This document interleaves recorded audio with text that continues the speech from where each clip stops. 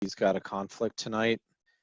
And then I expect Marcy in tonight. I know she had been active on email today, so I guess we'll get started, and when she comes in, we will, anyway, so let's just get started. So I'll call the meeting to order. I'd like to do a roll call, please. So just go around and state your name and your position. I'll start. My name is Ryan Welch. I'm the chair of OSAC. I'm Kate Senecal. I'm the vice chair of OSAC. Tracy Collar, member. Frank Parker, member.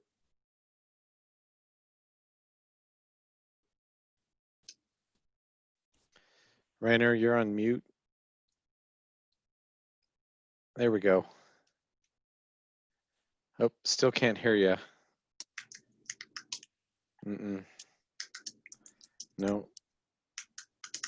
Okay, so looks like figure out some technical issues, but that's Rainer, also a member. Sandy Hammerly, trustee liaison. Okay, thank you.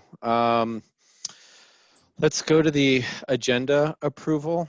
The one comment I would like to make is that we had talked about starting the property ranking at this meeting. Due to the request to talk about joining OSAC and ProStack, and also that we needed to get the budget recommendations done this week and a few other things that had backed up, I just felt like we weren't going to be able to get through the 5 or 6 items we had, as well as the property ranking this meeting.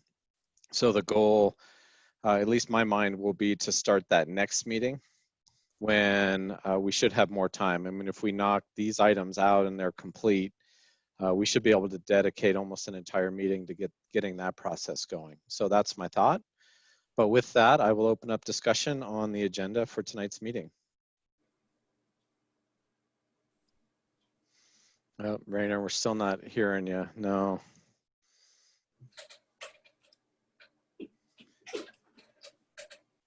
Okay. Rainer, do you maybe thumbs up or thumbs down on the agenda? Thumbs up. Okay. Tracy, did you have something? Well, I don't know if Rainer tried to get back in, leave and come back in. That usually helps. And if not, one of us can send you our invite and you can just enter underneath us. So I'll forward you the invite right now. So last resort, you can use that. Okay. Thank you, Tracy. Okay. Let's go on to public comment. So it sounds like we might have someone here that would like to give public comment. Please, when you do, please just state your name and address, and I would love to hear from you.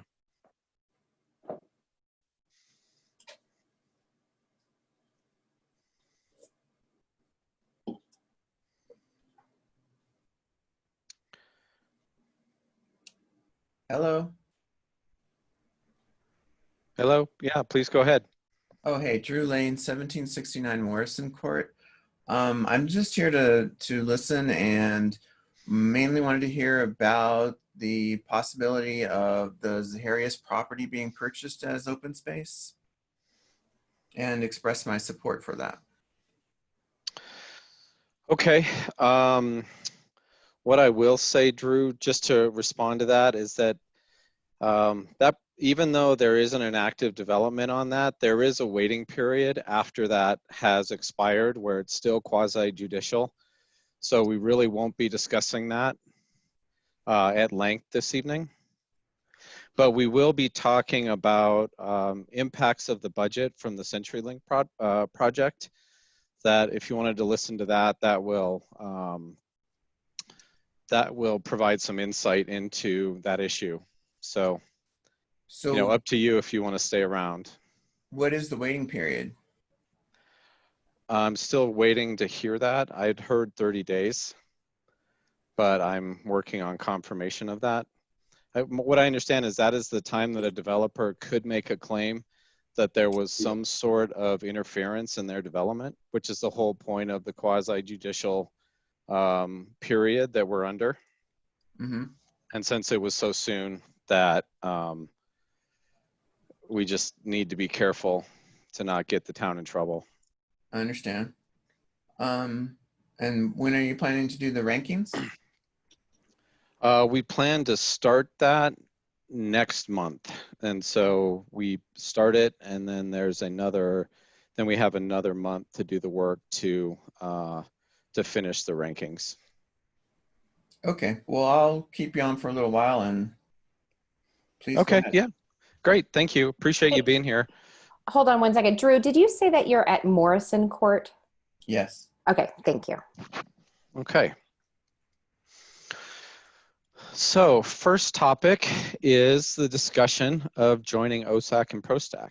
So this topic came up about a week ago, right? I had just finished up the agenda, didn't have it on it, and this topic came up. And so I would, Kate sent out some good probing questions to think about. I will tell you that my initial reaction to this is always, no, like, why would we do this? I feel that we have a really good working group right now. I feel like our group is getting a lot done. And so that's my initial reaction. I've thought about it more. And when I think about a different lens of, and really the way I've looked at it, and what I'd really like to try to answer is, do we think that a combined committee would actually be able to get more done for the town than separate committees? Because at the end of the day, that's why we're here, right? We're here to move issues forward for our town.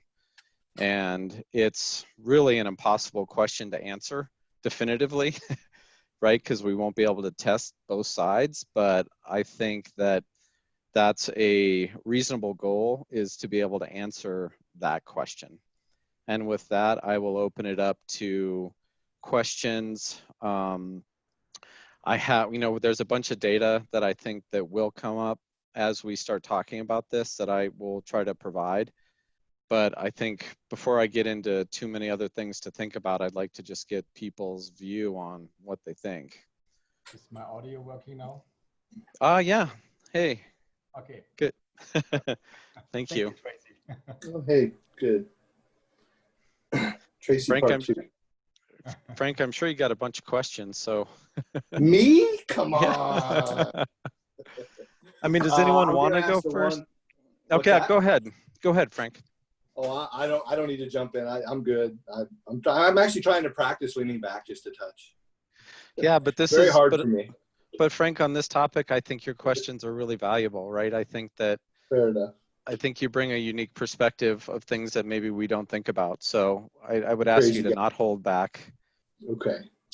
The question I would have here is, my understanding is that OSAC was formed, I think OSAC was formed, dissolved, and formed again.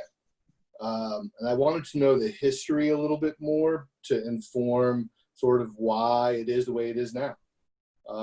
Is that true, that it was formed, dissolved, and then formed again? So I thought you might ask this question. So I asked Manager Magley about this, and he said that OSAC was formed about the time the town was doing a comprehensive plan update in 2001. And a group of residents wanted to acquire open space, made the request to the board to form a committee. There was a Superior Metropolitan District 2 and 3 boards that were in place at the time that managed the pools, the parks, and other recreation amenities in Rock Creek at the time that OSAC was formed. So there wasn't a need for a Parks and Rec committee at the time. So actually there was OSAC before ProStack. Once the town took over the districts in 2003 and the management of the pools and the parks and the amenities, ProStack was formed sometime after that time. And then the open space tax did come after OSAC was formed. And there's the resolution for that tax does have it that OSAC makes recommendations on the use of the funds of the tax. So whatever resolution is made to, if we decide to combine, the resolution will have to change to say that this new entity would have is responsible for the recommendation of the spending of the money. So that's the history that, as I understand it from Manager Magley. Yeah. So it sounds like they sort of both arose organically based on a need at a particular time. Mm-hmm. And so now they've sort of got, and one of the things I was struggling with in looking at the work plans is whether, I think they have, the way I think of them in my head, and I've never been to a ProStack meeting, so I think I'm a little bit naive here, but the way I think of them in my head is both groups deal with outdoor space. ProStack deals with more of the built outdoor space, and OSAC deals with more of the non-built outdoor space. And to me, I think that it's great to have sort of two swim lanes for that. My concern would be that combining them would dilute the missions of each, right? We're both seemingly full with agendas. We can barely get through our agendas. So that's kind of, I was kind of where you were, Ryan, initially. And so I guess the question I would ask is sort of what would be the benefit of combining them? Because that's the part I haven't quite seen. I can see you know, if you combine two things that are each at 100%, each of them is going to lose 50% of what they do. They just won't have time. So in full disclosure, I had a meeting yesterday with Leslie, Matt Magley, and Todd from ProStack to brainstorm on these kind of issues, right? And this is a big issue where if we go from 8 and they have 7, I guess we now have 7 and they have 6, or whatever the numbers are, you're getting to a bigger group, which just by a bigger group, you will have longer meetings, right? There's just more questions. There's more people that provide input. But what we started brainstorming along the lines that, let's just say that this did happen, what are some ideas that we would take into this? And where the discussion went into was more defined subcommittees. So you could think about it as a trail subcommittee. Yep. You could think about it as an indoor amenities and programming subcommittee, and an open space acquisition, and maybe, you know, within that committee maybe would be wildlife encouragement, or maybe that would be a separate subcommittee. And then, you know, we would have to learn to be a little bit differently organized in such that, you know, subcommittees would do their work and then report back status at main meetings, and not rehash subcommittee meetings at the main meetings, which there would be a real tendency to do in this type of thing. Would that work with the rules of the public forum? Well, we'd have to. Subcommittee meetings have to be public as well? They'd have to be posted. Now, it doesn't mean that it would have to be Zoom. You know, if it was a smaller group and people were willing to maybe meet at a park and still be socially distant, you know, that could be an option, or it could be Zoom. Yeah, I mean, in that case, it potentially adds more work to town staff, because let's say we had 4 subcommittees and they all met in between. That means there would be 5 meeting notifications within a month instead of 3. The way you've described it, though, from a get the work done standpoint and impactful standpoint, it strikes me as an efficiency, which is something I didn't think I would say coming into this discussion. I'm curious to hear what folks who are more experienced than me think, though, like Tracy in particular, and Brian and Rainier. I'm curious what you have too. Well, I have also a question, and you may have talked about this already, because can you hear me? Yeah. Okay, good. Because I missed a couple of minutes because of my technical difficulties. So the request comes from the town board to talk about that. Is that correct? Yes. Maybe Sandy can let us know what the rationale behind this is before we go into more details. This may give us a different picture on the discussion.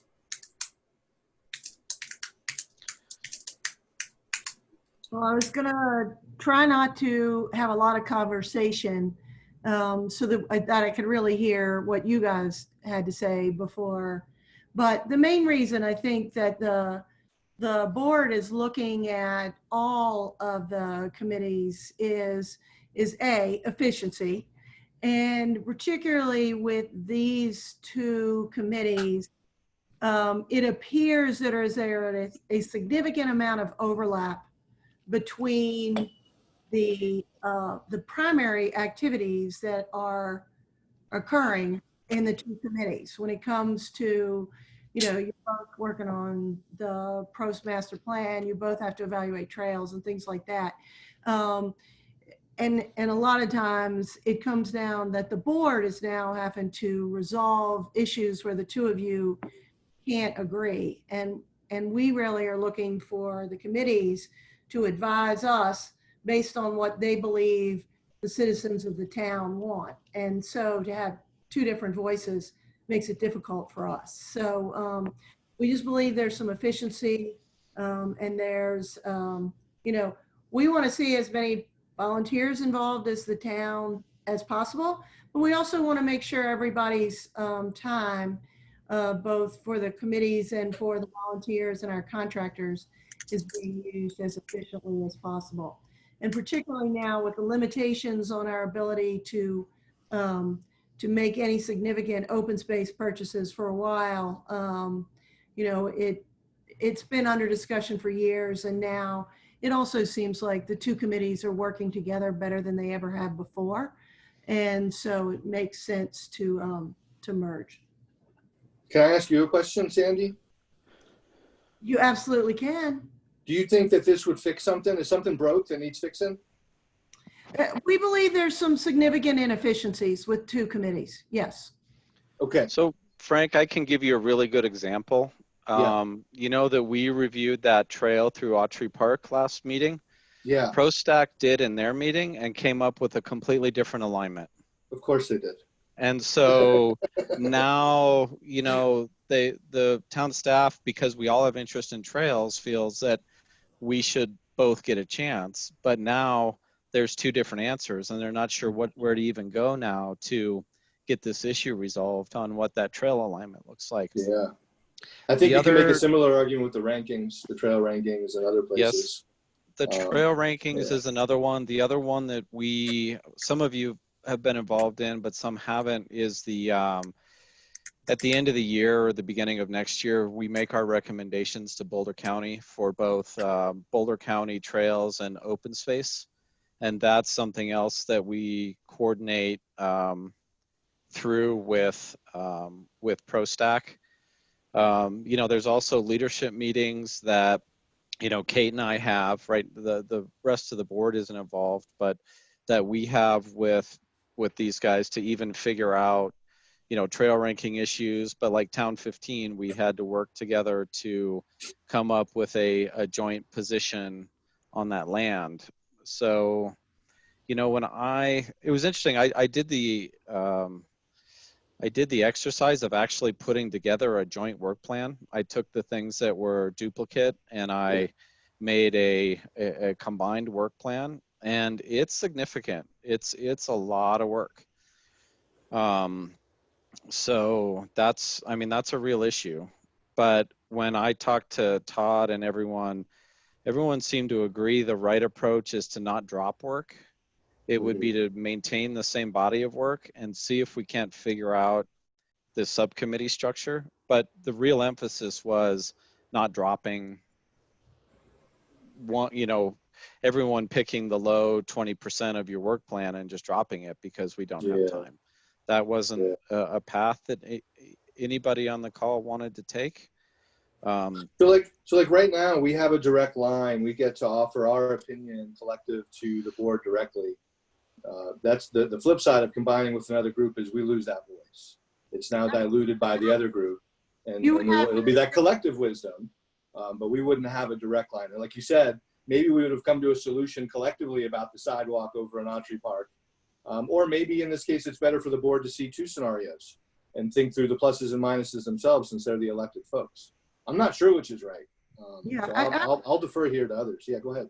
If I might comment, I think that I would disagree with that, because part of the dilemma for the board is we receive information from so many different, documents and things. It would be, for me, it's fine for this committee, the merge committee, to come in with a, sort of a Supreme Court thing. The majority said this, but the minority felt very strongly that, so instead of us having to sort of synthesize it, we can see the pros and cons in one document. So I think I there's appreciate that, Sandy. No, I actually like that. If you can, if there's an opportunity to present the total picture, then my concern, I think, there falls away. no, and I'm going to be real honest here. If they merge right now, you guys have the majority. Just saying. You do. In terms of bodies, is that In what you terms mean? of, if we were to merge the two committees right now, there are more people on OSAC Yeah. than there are, I believe, remaining on ProStack at this point. So has that piece actually been discussed, that it would just be that we would stay the larger committee until people matriculated out, or? It is not. Okay. I mean, the one thing I think that the entire board agrees is no one who is sitting on the committee right now loses their seat. Okay. Absolutely not. We got too many really, really good, talented people, and we don't want to lose any of them. Okay. And then, because we even talked about it with CAPS, is whether 9 is not enough when you've got subcommittees. Maybe we need to consider a way to have this be a different structure to be more effective.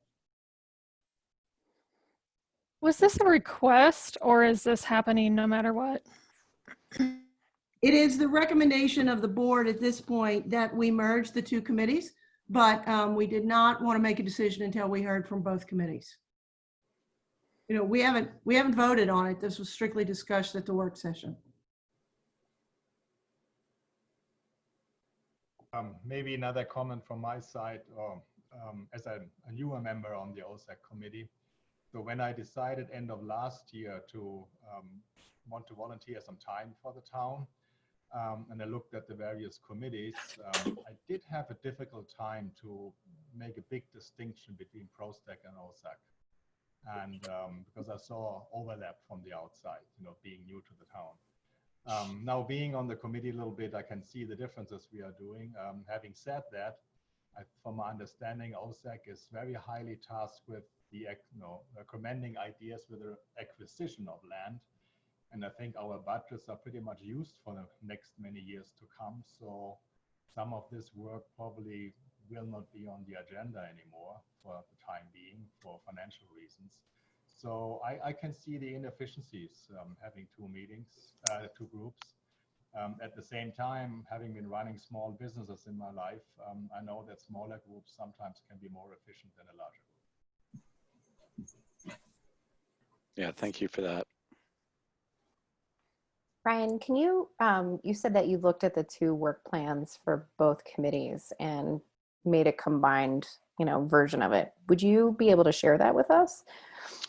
Yeah, do you guys want to see it on the screen, or do you want to, do you want to look at it real quick? I would love to see it on the screen. I'm just very visual, and I know what ours says, and I've looked at theirs, and I just would I'm curious to see what they look like together. And Ryan, if you can share more about your meeting that you had, that would be great too. I think the meeting we had was just discussing possible ways of how it would work. And so I think really the takeaway was that if we were to do this, it would be subcommittees. We would need to think about other things such as, what do we do about a name? Is it important to the group, if we get to that point, to, just drop OSAC and maintain OSAC? Open space is in the ProStack name. On the other hand, that somewhat feels like one group keeping its identity and the other group losing it. And so we should really think about that. The other thing that we discussed was timing, that if we felt this made sense, that it would make sense to do it before the end of the year. And for the main reason being that in the last quarter, a big part of our work is developing a work plan. And if we knew we were going to combine, I just don't see how it makes sense to build a work plan separate from the other group. We would have to redo that in the first month, and that would be a lot of wasted time. So that was really the gist of it from my point of view. The other thing that we, I really wanted to understand the finances of the fund. We did a lot of work to understand the finances, and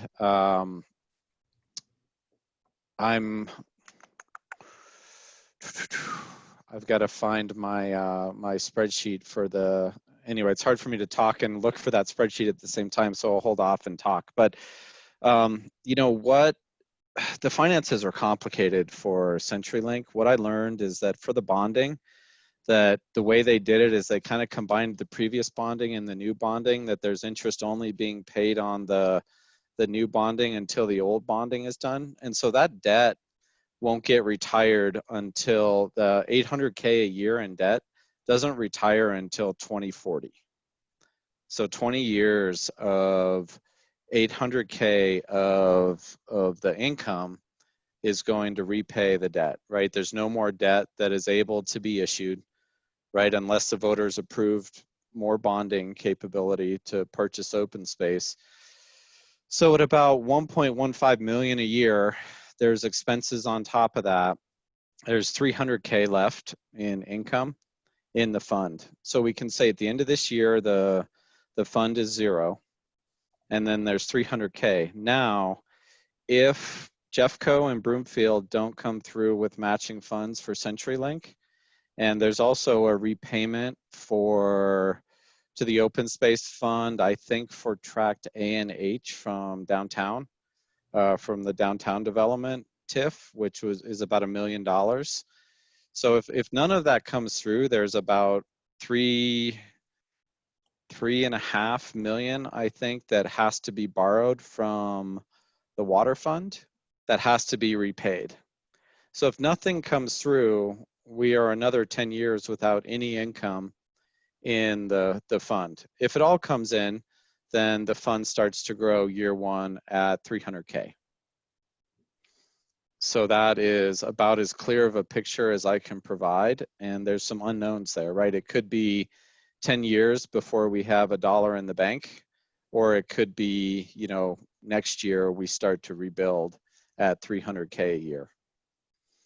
So that was another piece of what we were trying to piece. I mean, the point being that, you know, unfortunately, something like Zaharias at 7 million, right? The funding possibilities seem, you know, unless pulled a rabbit out of a hat somewhere, the town of Superior funds to purchase that property, you know, are, you know, 30, 40 years out, potentially. I shouldn't say that. No, that's too long. It would be, well, in many, many years, way beyond this board and way beyond this committee, that we would have funds. And that's assuming, like I said, assuming, well, it assumes a lot of things, right? It assumes that the board has a desire for it to be open space. And again, we need to not get into too much of that conversation now due to the quasi-judicial nature of things. But that's where we are on the finances. And note, Ryan, that price is really high and likely wouldn't ever occur anyway, given Town of Superior follows their history on what they've paid for open space per acre. So just another side note. Yeah, no, I agree. Thank you. Let's see, when did I work on that other? Okay, while I'm looking for this spreadsheet, does anybody else who has some input want to speak up? Yeah, I can talk a little bit. Sorry, my allergies are really bad, so just bear with my scratchy voice. So I'm not surprised by this topic coming up yet again. To Reiner's point about the overlap of ProStack and OSAC, there is overlap in the name of ProStack, and that is, unfortunately, it was inevitable with the name that was chosen for them. So I think that the problem started many years ago when ProStack was created, and it's just been ongoing ever since. Me personally, I feel like there are some good things and some bad things about a potential merger, or should I say not as concerning things as there were in the past. And those include really that our fund is so low. I felt like there were some desires in the past from some individuals, despite that it would not be appropriate based on the ballot initiative and the resolution language, but to use that fund for other things that OSAC was not on board with, meaning we want to put solely acquisition. So I actually think that's a good thing. A lot of the senior volunteers for ProStack are no longer there. And so it's kind of a nice clean slate of new people without that old baggage and history, as well as almost on OSAC. There's not many senior, I should say, we're not all senior. So I think that's a good thing too. And then with the exception of Zaharias, a lot of the parcels left are small and look less likely that they, well, I shouldn't say they're small. We have Bulljack too, but look less likely that they could occur right now. So I think that's actually an okay thing as well. But there's bad things too, in my opinion. Concern that open space acquisition is no longer going to be made a priority, that it is going to get diminished and put on the back burner, which would be really unfortunate, especially since we know how valuable it is to the community now if we've heard so much public input on the Zaharias parcel. I think that the meetings are going to be exceptionally long, and there's going to be a lot more energy needed to be put forth by the members, especially given that ProStack has a history of very long meetings. So there might need to be some serious reorganization and work on that in that regard. And the resolution change language, obviously that's an issue. And then retaining members from OSAC should the merger occur, because our mission and our goals are so different than ProStack. I think there would definitely need to be some clear delineation that this is a Parks and Rec and an open space merger, and not ProStack eating up OSAC merger. My thought is always on ProStack that it's really an extension of town staff, because they do a ton of work on that as they're tasked to do and as it's necessary. But there's not, in my personal opinion, an extension from town staff for OSAC. So that would be my biggest concern, is that OSAC would get minimized and put on the back burner. That's it for now. Thank you, Tracy. So here's the work plan. It's probably hard to read. I've zoomed out this far just so you could see the color coding, where green items are definitely overlap. Orange items are unique to OSAC, and yellow I felt was potential, like a partial overlap, if you will. So you can kind of see, you know, it's like a 30% overlap on OSAC. Then if you go to ProStack, their like ProStack only color is blue. And so you can see here, though, a lot, you know, their work plan doesn't have as many line items as ours. But there is quite a bit of overlap from theirs into ours. You know, some of the things, you know, that really stuck out to me is ProStack does a lot of work on, you know, indoor spaces or actual infrastructure, where, you know, they do this, the ProStack amenity list. So like we rank open space, they rank amenities every year. So that to me was a pretty big difference, but it, you know, makes sense. The combined is a mess. I mean, I didn't color code this, but how far out I have to zoom to get everything. It's a big work plan. There's no doubt. However, through subcommittees, I think that I actually don't know, right? I'm willing, I think that we could, if we agree, that we could take a stab at it and see how it goes. But on the other hand, once we make the merger, right, it's really hard to go back if we decide that the work is just too much. And if really the work's too much and it's crazy, what it means is people will just leave the committees, and then we'll be stuck with this amount of work with way fewer people, which is dangerous. So Ryan, as I'm off to do, oh, go ahead, actually, whoever else has, I've spoken enough. Go Yeah, Ryan, it's Marcy. I can't get on physically, so I'm on the phone. So Okay. I've missed most of the conversation, but I wanted to throw in my 2 cents in. I think that instead of merging the committees and creating 12 subcommittees, which to me doesn't solve anything, it just creates more work and more meetings, we should just reorganize the two committees. And I heard you talking about overlap. Why not take the overlap out and take out of ProStack what we already do and give it back to us, so there are no duplicate recommendations? I think if OSAC is merged into ProStack, things like wildlife, stewardship, and education will get lost behind stuff like ball fields, pools, and pickleball courts.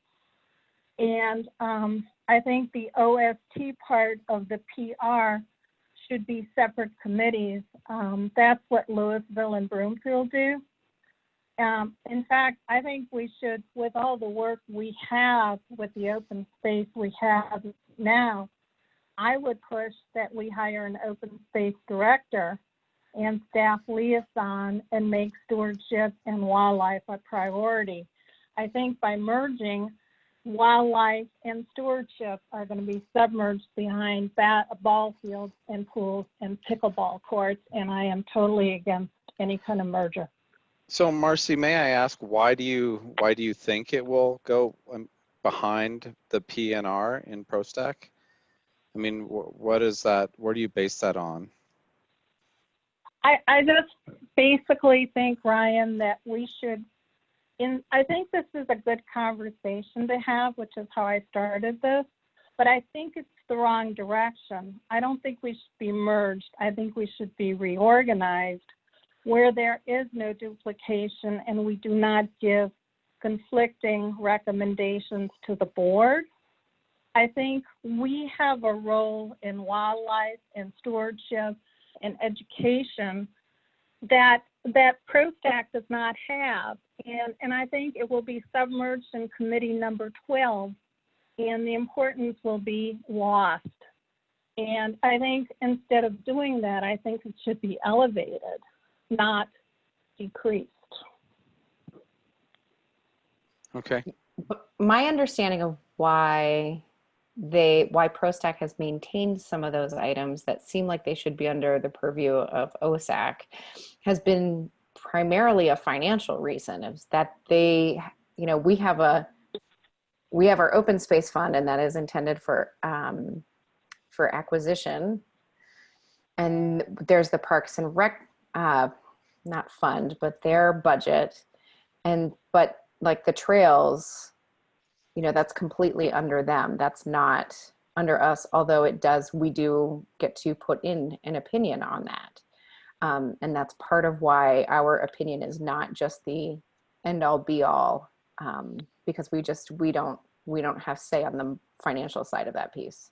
That's my understanding. But we have used the open Can we space just fund for reorganize? trails.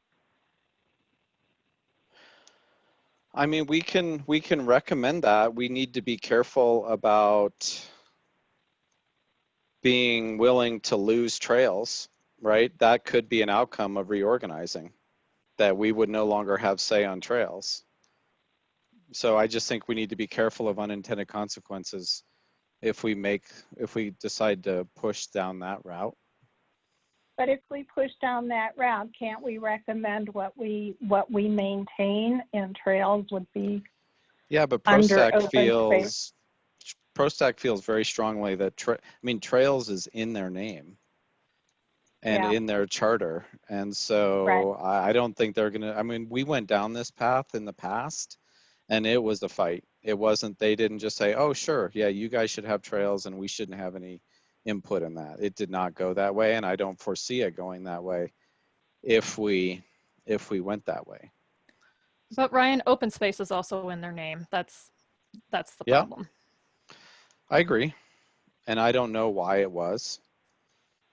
I'm not saying it would go that way, but I'm just saying it could go that way, right? And if we're going to push that way, we need to be very careful to think about what that means, because I think, Marcy, we can ask for another town staff member, but my guess is there's number one, probably not budget for it, and probably other priorities that the town staff would add above that. I mean, so we could ask, but there's no guarantee that that would happen. Don't you think with all the matters that we have going on, all this open space we have going on, merging us into ProStack makes absolutely no sense? I mean, we have a full plate on our hands now with CenturyLink. You know, there's Aquarius, there's the open, Town 15. There's so much we have that we're working on, and Well, I think our priorities are different. What Marcy, they're doing. Were you on for the financial discussion? Did you hear that part? No, I didn't. Okay. I'm sorry. I've been struggling, really. I mean, the reality is we don't have any money to buy open space, potentially for 10 years. 10 years. Yes. Okay. No, but that's before the fund starts to build again in one scenario. So by the time, and it's going to grow at 300K a year. So by the time you had 3 million in the fund, it's 20 years. But we still haven't decided on do we have money on what we're going to put on the open space, or are we wiped out on that as well? Do we have any money for, the signs, the bathrooms, whatever we're going to plan? Well, that we were asking from general fund, not open space fund. Right. And I think that usually comes from general fund. So that's still out there we still have that. Okay. I just think that what our priorities are and what their priorities are different. And I'm really worried about losing, the wildlife, the stewardship, and the education that we do, even if we don't have money for 10 years to buy Aquarius. So I actually am in favor of merging the two. I had a similar experience to Rainer whenever I joined, and this was, 2 years ago, I think, that I just wasn't sure. And so I just picked OSAC. And I guess from my perspective is, yes, I hear that, there is this fear, because I also I share a similar fear that our work would get lost or just not be seen as valuable. But that's part of being on a committee of this. And I really don't want it to be that, ProStack, that we get absorbed by them, because that's not at all how I would like to see this happen. I do think there would need to be a little bit of work done around kind of coming up with a joint mission and vision of the new committee, so that nobody's priorities overshine the other former committees' priorities. But I do think, we think about the Prost master plan that we have been pushing for a couple of years, and it's now in the process. They're looking at it, and we get to be a part of that, as well as Parks and Rec. I see this as the same thing, that this new committee would be really looking at the big picture of Superior, kind of like, okay, so we've got the town board is in charge of the big picture of all things Superior. Our focus would be all things park, recs, open space, all of those things. I think it's hard for me personally to have kind of such a narrow focus, when so many of the things that we even talk about and that ProStack talks about, just how they just we could just do a better job talking about them, as a combined committee. And I also like the idea of subcommittees, and yes, that does potentially mean for more work or more meeting times, but I also think if it is done well, it can be managed well. I don't think that's not a reason to say absolutely no, we should not have these two, that we should not have this combined. I think that can be better managed. That was Kate. Kate, then we're going to be spending our meeting having the subcommittees report their findings, and that's going to be the whole damn meeting. So, Ryan talked about that a little bit, and I think there would have to be, you know, a process for reporting out on the subcommittee so that every meeting was not not going through every subcommittee. I mean, that's part of being on the bigger committee, is that you trust your subcommittee members to do the work on your behalf, on the whole committee's behalf. So, I mean, I think there would be, you know, if you have a subcommittee that's their focus is on trail ranking, and the whole committee does a whole trail ranking, but that subcommittee is in charge of communicating out the process, bringing all of the data together, and then reporting it out. Obviously, that's going to happen during only one block of time during the year. But they're not going to necessarily need to be reporting out at every single meeting. That's going to be, and that can be part of the work plan too, is being able to make sure that each quarter, each subcommittee kind of has their own quarter, that they are prioritizing their work, if that's how it works out.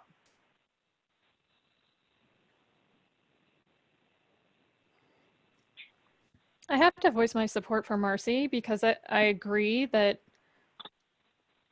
open space and wildlife preservation and habitat preservation should be a priority for us, not just because we're here in Superior, but it's part of the values of Boulder County, I feel.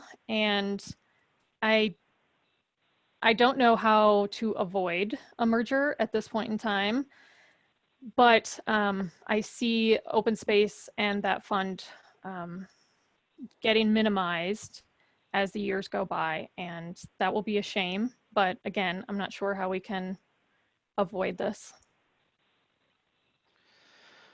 I mean, I don't know. I mean, one thing to think about though, I don't know if looking at OSAC as being the only one that's going to care about wildlife encouragement. I mean, there may be opportunities to actually be able to do better or more comprehensive wildlife encouragement as a joint committee. I mean, think about ProStack wanting to put in new amenities or new parks, but actually being able to have the conversations about wildlife corridors or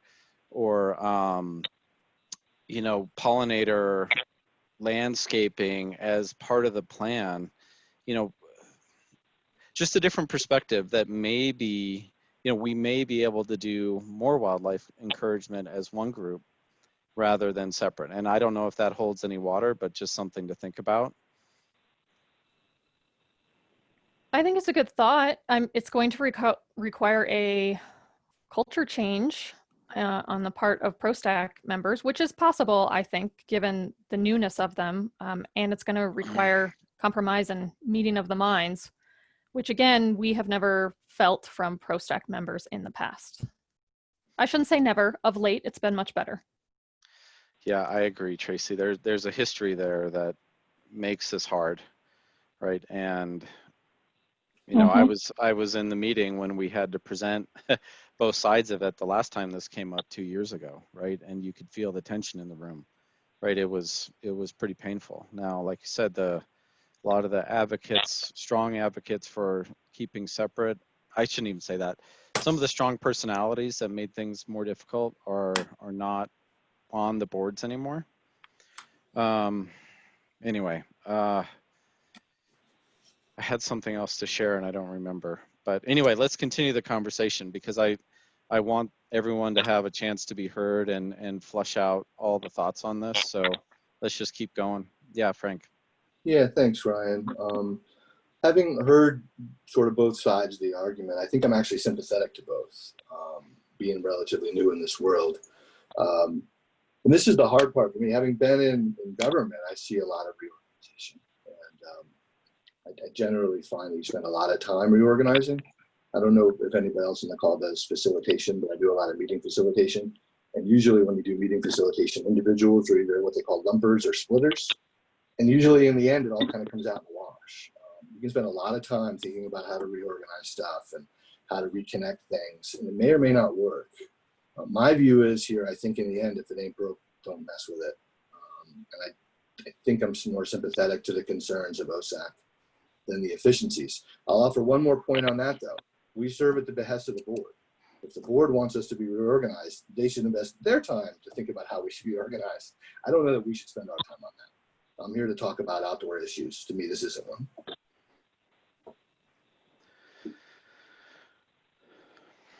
So one, I mean, Sandy talked a little bit about the inefficiencies that both cause for the board.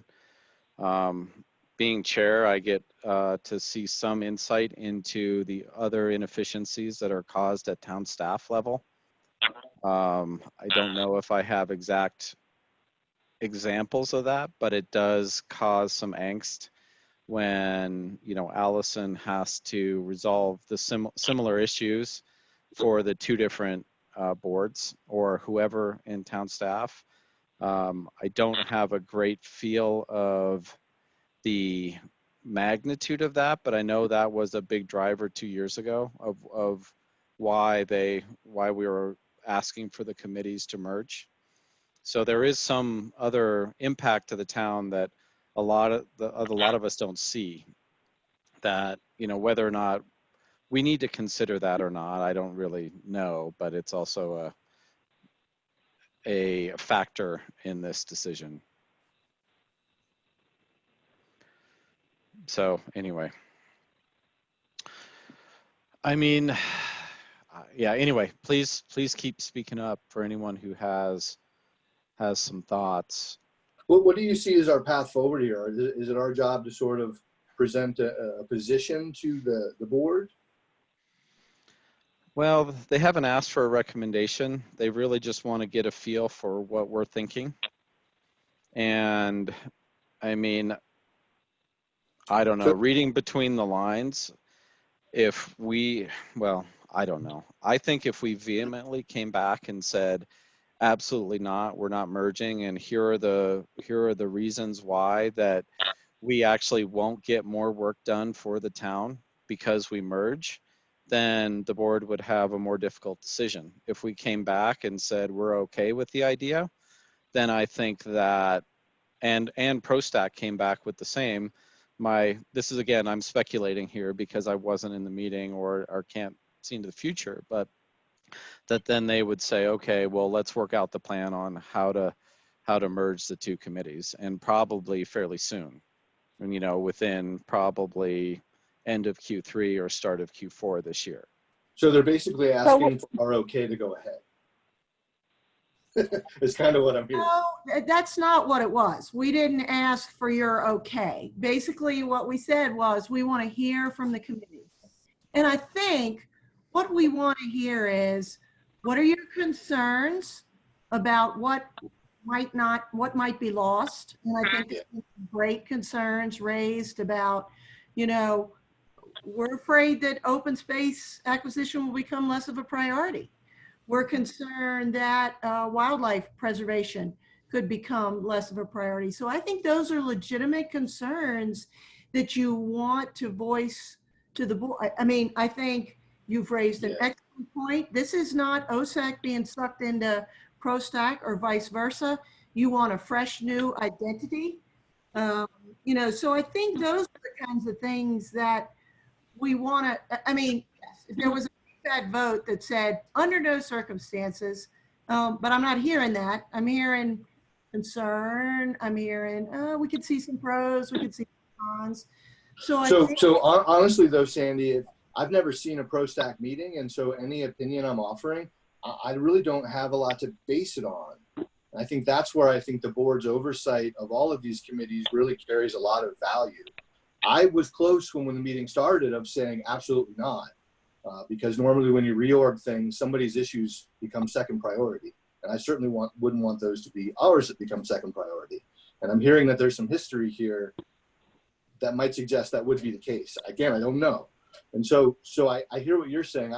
I think collectively we've offered a bunch of recommendations here, Ryan. We've offered our view.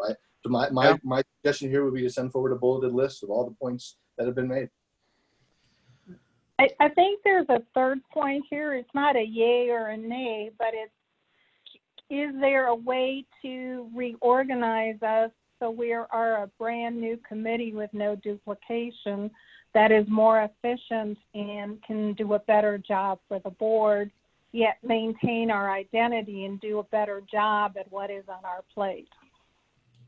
Well, I will tell you, Marcy, that one of the topics that has come up from the board is, you know, is our whole volunteer structure, and is the issue that we don't really want advisory committees, and what we really want are committees of people who actually help get things done. And I'm not saying that's one way or the other, but we have some committees who advise, some committees who do, some that are a hybrid. And so we've got this sort of dilemma in that our committees have morphed into sort of a hybrid of those sort of things. So I think if it was a reorganization, you would be opening the door. Potentially, we'd probably start looking at reorganizing or taking a look at all of the advisory committees. And I don't think we're at the point yet of doing, you know, having the deep discussion of whether the advisory committee role is maybe not the role we want. But I don't, you know, we're seeing there's a way to create an efficiency here with these two groups. And I'm not sure we're open to having one committee reorganized unless we reorganize all of them. Actually, Sandy, what you're saying is when I joined the committee and I was looking at the different committees, that's the kind of the first thing that hit me is why aren't I think it's time to actually, I know you're saying this is the wrong time, but I think the ideal would be to reorganize the committees with more direction of what you're looking for and distinguish the functions. And if you're not there yet, I do think it's something you guys should put on your plate to look at the committees and reorganize them and to have them be more efficient. And it's not only us in ProStack, it's the others as well. Well, I think this is the one we're working on right now, is OSAC and ProStack, and creating what we think will be more efficient and effective, and we actually believe could get more done. I don't know. I used to work for the federal government in Washington, D.C., and I learned the hard way that if you want something done, you do it yourself, and if you have all the time in the world, you create committees. And committees create committees, and they create meetings, and nothing ever gets done. So if you want us to be advisory, which is what committees do, then we can create more committees. But if you actually want us to get things done, I think creating more committees is not sufficient, is not efficient. But again, that's my opinion. Okay. Any other comments? Yeah, I have one more comment. So I can see going this either way. So a combination of the two can work, be more efficient, but can also be, as Marcy pointed out, more meeting time, etc. Having gone through, I don't know how many corporate restructurings in my life, I've seen some of them working and some of them not. A key suggestion I would make is, before a decision is made to merge, to really think that through and how it would work. Now, what you, Ryan, started with the ProStack colleague, etc., making a decision to merge without knowing how it should be is very risky. And so I think thinking it through, and if whoever works on that comes to the conclusion this can really, really work well, then it's a no-brainer decision to make. But if too many concerns come up, I wouldn't want to rush into it, so to speak. I will say this is not a rush. That this has been on the discussion the 4 years that I've been on the town board and before that. And I think that we now have a board that says, okay, the time is right. Now let's get these two groups together to come up with a plan going forward. So it really is what we would like to see happen. So going back to what I said before, Sandy might have been accurate. Yeah. So okay. I will offer though that I myself will probably step back from the reorg discussions. How you guys choose to sort of reorganize, probably be a meeting I'll let go. It's just usually not that like anyway. I'm with Renee and with the observations that others have made. Reorganizations they're real sticky. They always have unintended consequences. So there's winners and losers, and I'm not sure we've taken stock of what the losers will be. I think that Tracy tried to make some points to that effect. I think Marcy did as well. And I'm not sure I have enough experience to really know. But there will be winners and losers in the reorg. Well, and for those of you that have been through it, because I've been through it too, right? The leadership matters on how you get people through such a change, right?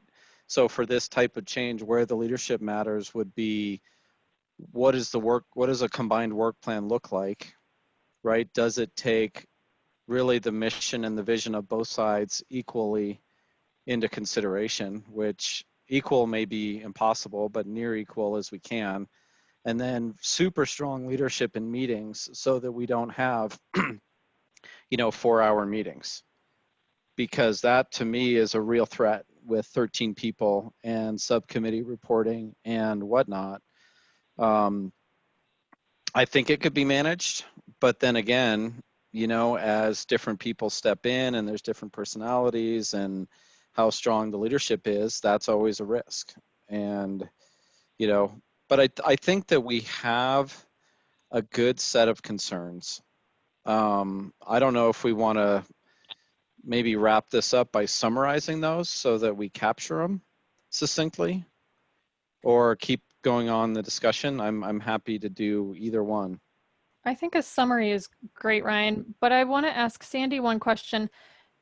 2 years ago, I felt like the concern was town staff and their time that they were devoting to the two committees. But now I'm hearing that the concern is efficiency. Do you feel like, I felt like we met the agreed upon things that we were going to do to limit our consumption of town staff's time. But it sounds like that wasn't enough. I don't think it's changed at all, Tracy. Honestly, I still think that the town staff spends an inordinate amount of time responding to the individual needs of the committees. You're advisors to the board. I mean, that's basically what you are. And our town staff is spending a lot of time presenting the same information to multiple committees. We've got to go through, some of the most important work that that happens in regard to our open space and parks is a duplicated effort. And that means staff has to spend time. That means we have consultants that we have present 2 or 3 times. And so those things have not gone away. The reality is, some of the programs that OSAC does are recreation programs. So I think we've made some progress, but I think we've still got significant issues that are making it difficult for our town staff to do their job. And the town staff reports to Matt Magley. They do not report to the advisory committees. And they spend a lot of time on the advisory committees.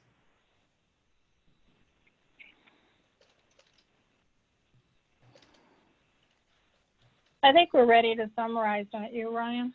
Yeah, I do. I'm starting to write some things. So the first concern I have is meeting times with a bigger group and or subcommittees, right? That we're going to be asking for more time per volunteer. I mean, there's just no 2 ways about it, right? We are. So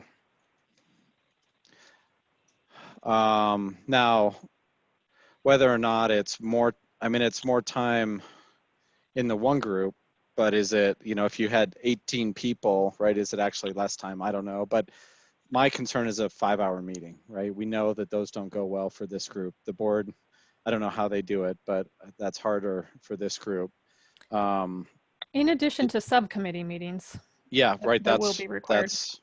That's what I'm saying. Meeting times with a bigger group and or the subcommittee meetings. Subcommittee meetings could be interesting because they'd be a single topic. And I actually think you'd be able to get a lot done on a subcommittee topic in that meeting because that's your sole purpose for the meeting. So actually, I think it could be fairly efficient. But anyway, it is more time. So sorry for that aside. Open space acquisition and wildlife encouragement might not get the same priority as, And education, wildlife education, which is in our bailiwick. yep, as before. So open space acquisition and wildlife encouragement / education might not get the same priority as before. You know, it potential animosity of a feeling of one committee absorbing the other, causing people not to be happy with the situation. I don't know how to say that, but Hey, Ryan, can I interrupt you? Can you yeah. separate the wildlife preservation and education and the open space acquisition? Because it's not just acquisition. We also, if you look at our goals, we're focusing on protecting natural lands, buffers of the open space, collaborating with surrounding open space organizations, all to further that mission of ours. So why don't we just say open space mission might not get the same priority. Okay. Potential animosity of feeling one committee absorbed the other committee. I don't know if so animosity is the right word, though. Animosity. okay, what's the right word? I don't know. Animosity is sort of a strong word. I mean, we're all willing to work together, and we're all civilized. I don't know. I would feel pretty strongly that ProStack is, you know, the master, and we get absorbed, and you shall do what ProStack says. That would, animosity felt like the right word in that situation. But that's Okay. strong, right? That's not going to happen, mean, right? So potential. right. I think use the word because these points that you're making have a lot of history to them. So I think it's appropriate. Okay. I mean, I don't care. One other point is, I think some of this joint OSAC not caring about ball fields and pools and pickleball courts. So now the goal of the committee we joined is totally different from what we originally intended and joined. Yeah, concern about retaining and Keeping happy or something like that. Volunteers from OSAC. Well, and I think you could say the same concerns might apply for ProStack, right? They may not have signed Right. up for open space. Right. Our goals and missions are totally different, and the reason we joined the committees are totally different.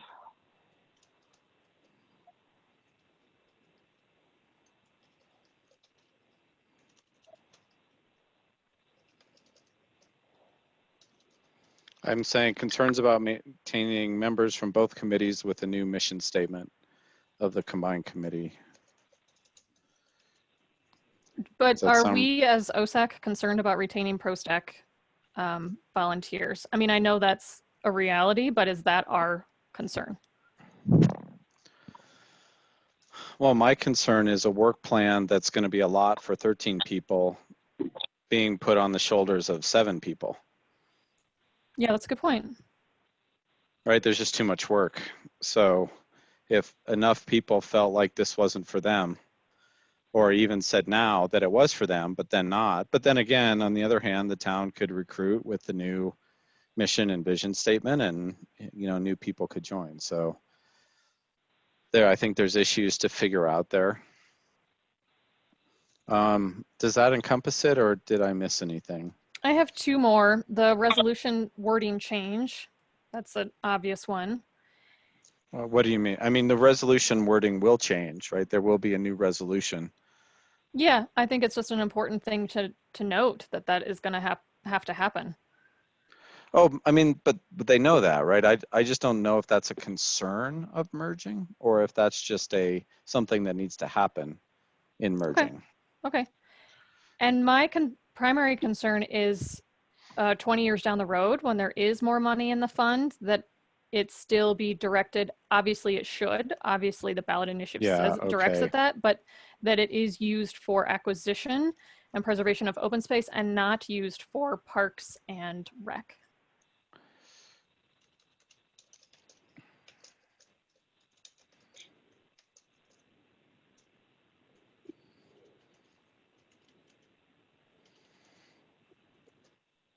Yeah, okay.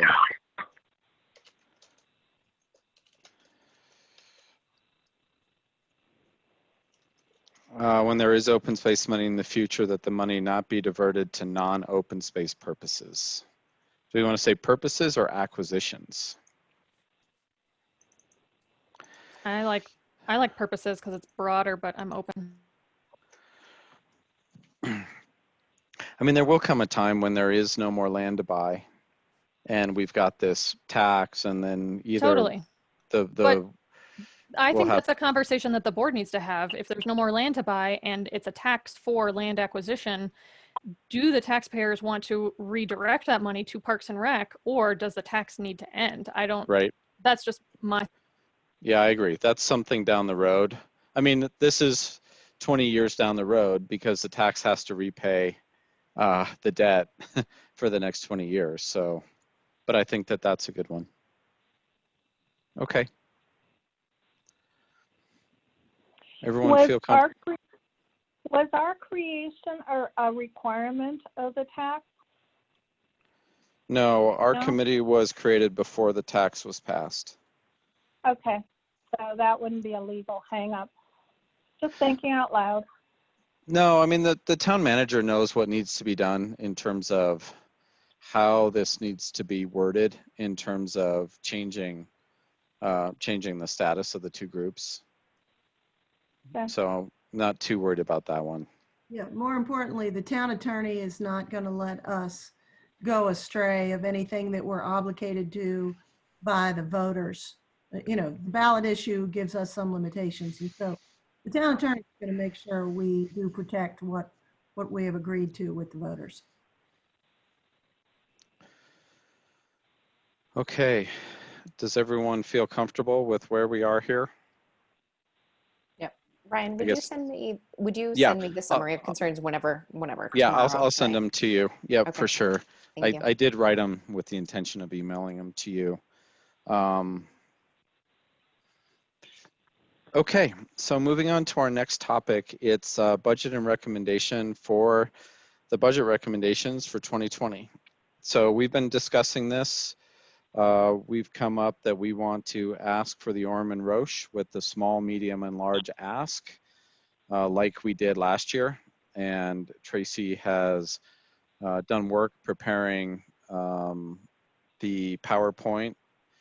Tracy, forgive me, it's been a whirlwind month. Do we have it organized as the small, medium, and large?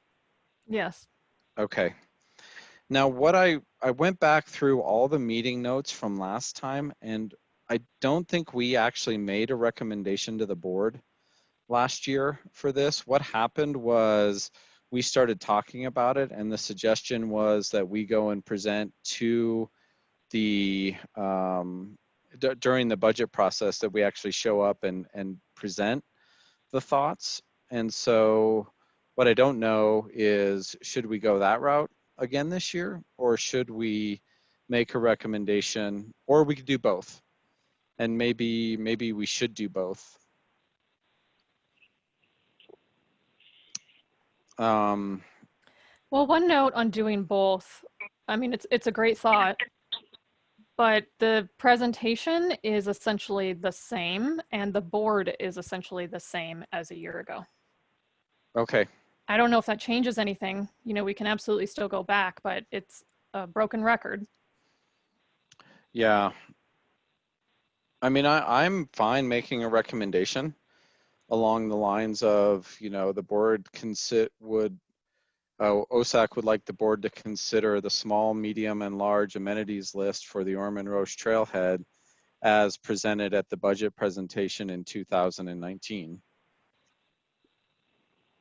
And then we could include the presentation as we have it with the meeting notes that goes up into the board packet.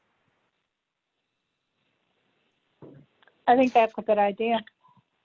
Is there a con to not presenting at the budget meeting? I have not been to one. My only thought on that would be that you know, you're just present at a budget meeting, right? Your face is there, you're talking passionately about it rather than somebody reading slides. Trustee Hammerly, do you have any wisdom for us here? Or, I mean, this is uncharted territory for me, so. I'm not sure that I remember ever having a advisory committee come in. Parks and Rec staff usually presents their budget recommendations to the board based on what the recommendations are they got from the committees. Okay, I mean, you certainly could come in and do it, but, you know, they come in and put, you know, and part of what staff will do is look at what recommendations are and figure out, okay, from a budget, because they got to present a balanced budget, there's no way we can get this in 2020, 2021 kind of thing, but we think we can get it in 2023. You know, but and then they sort of judge whether we think, you know, what the board's temperature is on certain things. So, you know, and this is going to be a tight budget year. I mean, it's going to be crazy because we just don't know what the impacts are going to be because of COVID. So, you know, the board is talking about whether we're going to take away or actually put back into place the sort of take back that we had taken out of, you know, because we can go up to 12 mills, whether we're going to put some of that back in to do some projects. I think the sort of general perception is right now, this is not the year to increase any taxes. But we might be looking at doing some things, particularly for capital improvements, maybe in 2022. But I'm not, you know, I'm sure if you would like to come, we would love to hear from you. But the budget will be presented to the board by with things in place. So what I'm hearing is the con could be that very likely it dilutes our priorities because it has to go through town staff. So it's not just us showing up and presenting our priorities. Well, it's not an issue of diluting your priorities. The budget is already prepared and submitted to us based on what they've heard and what they think they can put into the budget. Now, that doesn't mean that we can't change the budget, and we've done it in the past. I mean, we took money out of one program and gave it to CAPS last year, and we've taken money out of something to build a skate park. So we can shift. And so if you feel strongly, you can certainly come, but the budget will be presented based on what the staff's best estimate is of what we can do and what they feel the priorities are based on what they've heard from all of the various committees and getting general feedback from the board and the rest of the staff. But you can certainly come in and say, hey, we want $3 million. I threw out a number because I know that's not what you're coming in with. But I think the other thing is, you know, really come in and think about, you know, having a targeted approach rather than, you know, it's probably better to be a little focused than unfocused. Okay, that's helpful. When is the budget meeting, Sandy? Do you know? It is not scheduled yet. They will Okay. occur in, I think, August and September. Okay. but I know from Allison that they will be earlier this year just because it's an election year. Right, so last year it was right about in November, I think, or October, but it'll have to be. No, we started budget meetings in the summer. Right, but that's when we presented. Budget meeting. Allison just said it'll be sooner than it was last year because of that piece. Yeah, I don't, the budget has to be approved before the board goes out, and we don't go out till November 4th, so, or whenever it is. So Okay. the timeline's no different. The budget has to be approved in October, period. Cindy, will the PROS master plan update be done before the budget is submitted? Do you know? I don't think it will be. Okay. Because I mean, I don't know, but I can foresee. I mean, will the process be complete? I don't know how it can. Yeah, no, you're right. And we're in the middle of a pandemic. We're going to have to do information gathering in a different way. I think even at the retreat, when we got a presentation from the contractor, we talked about whether we might have to delay it because we're just not going to be able to get any meaningful face-to-face. Okay. Now, doesn't mean we're not, but we don't want to do it in a rush fashion and not do it well. So we sort of sent it back to staff to say, can we do this well if we don't do the engagement piece that, particularly like with the Land Rover building, was very effective when we had some face-to-face engagement. So, I think that's part of the COVID problem has. So Leslie chimed in and said the plan won't be done until February of next year. Okay, So good. that answers the question. So, okay. The only reason I say that is it might come across, well, the board, there's a chance that they'll just say, look, the post master plan matters, and so we won't consider amenities until that's done. However, I don't think that means we shouldn't ask. And maybe there's a chance a few things sneak in because there's budget left over, and I think we need to ask. So, okay. I agree. What do you think about the more targeted approach that Sandy is referencing, though? Well, they want the recommendation this meeting. So we've been talking about it for 3 meetings. They say they need to be done in the July meeting. So we can do a targeted approach, but kind of out of time. So I think we need to just go with what we have. Well, I was wondering if Sandy was referencing is more targeted, like we want everything on our small list. That's our target this year. Oh, I see what you're saying. I'm not sure. I think not giving us a massively huge number. If those are the things that are, most important to you, that you feel are, we really feel like this trailhead sucks without these things, or it doesn't present to the community what we really think we need. Yeah, I would say present them. We would really like to. I don't remember what the total is. So I'm commenting strictly off, if you feel these are the priorities of things that you need to have. Now, if they're $1 million, probably not going to happen. Just going to warn you.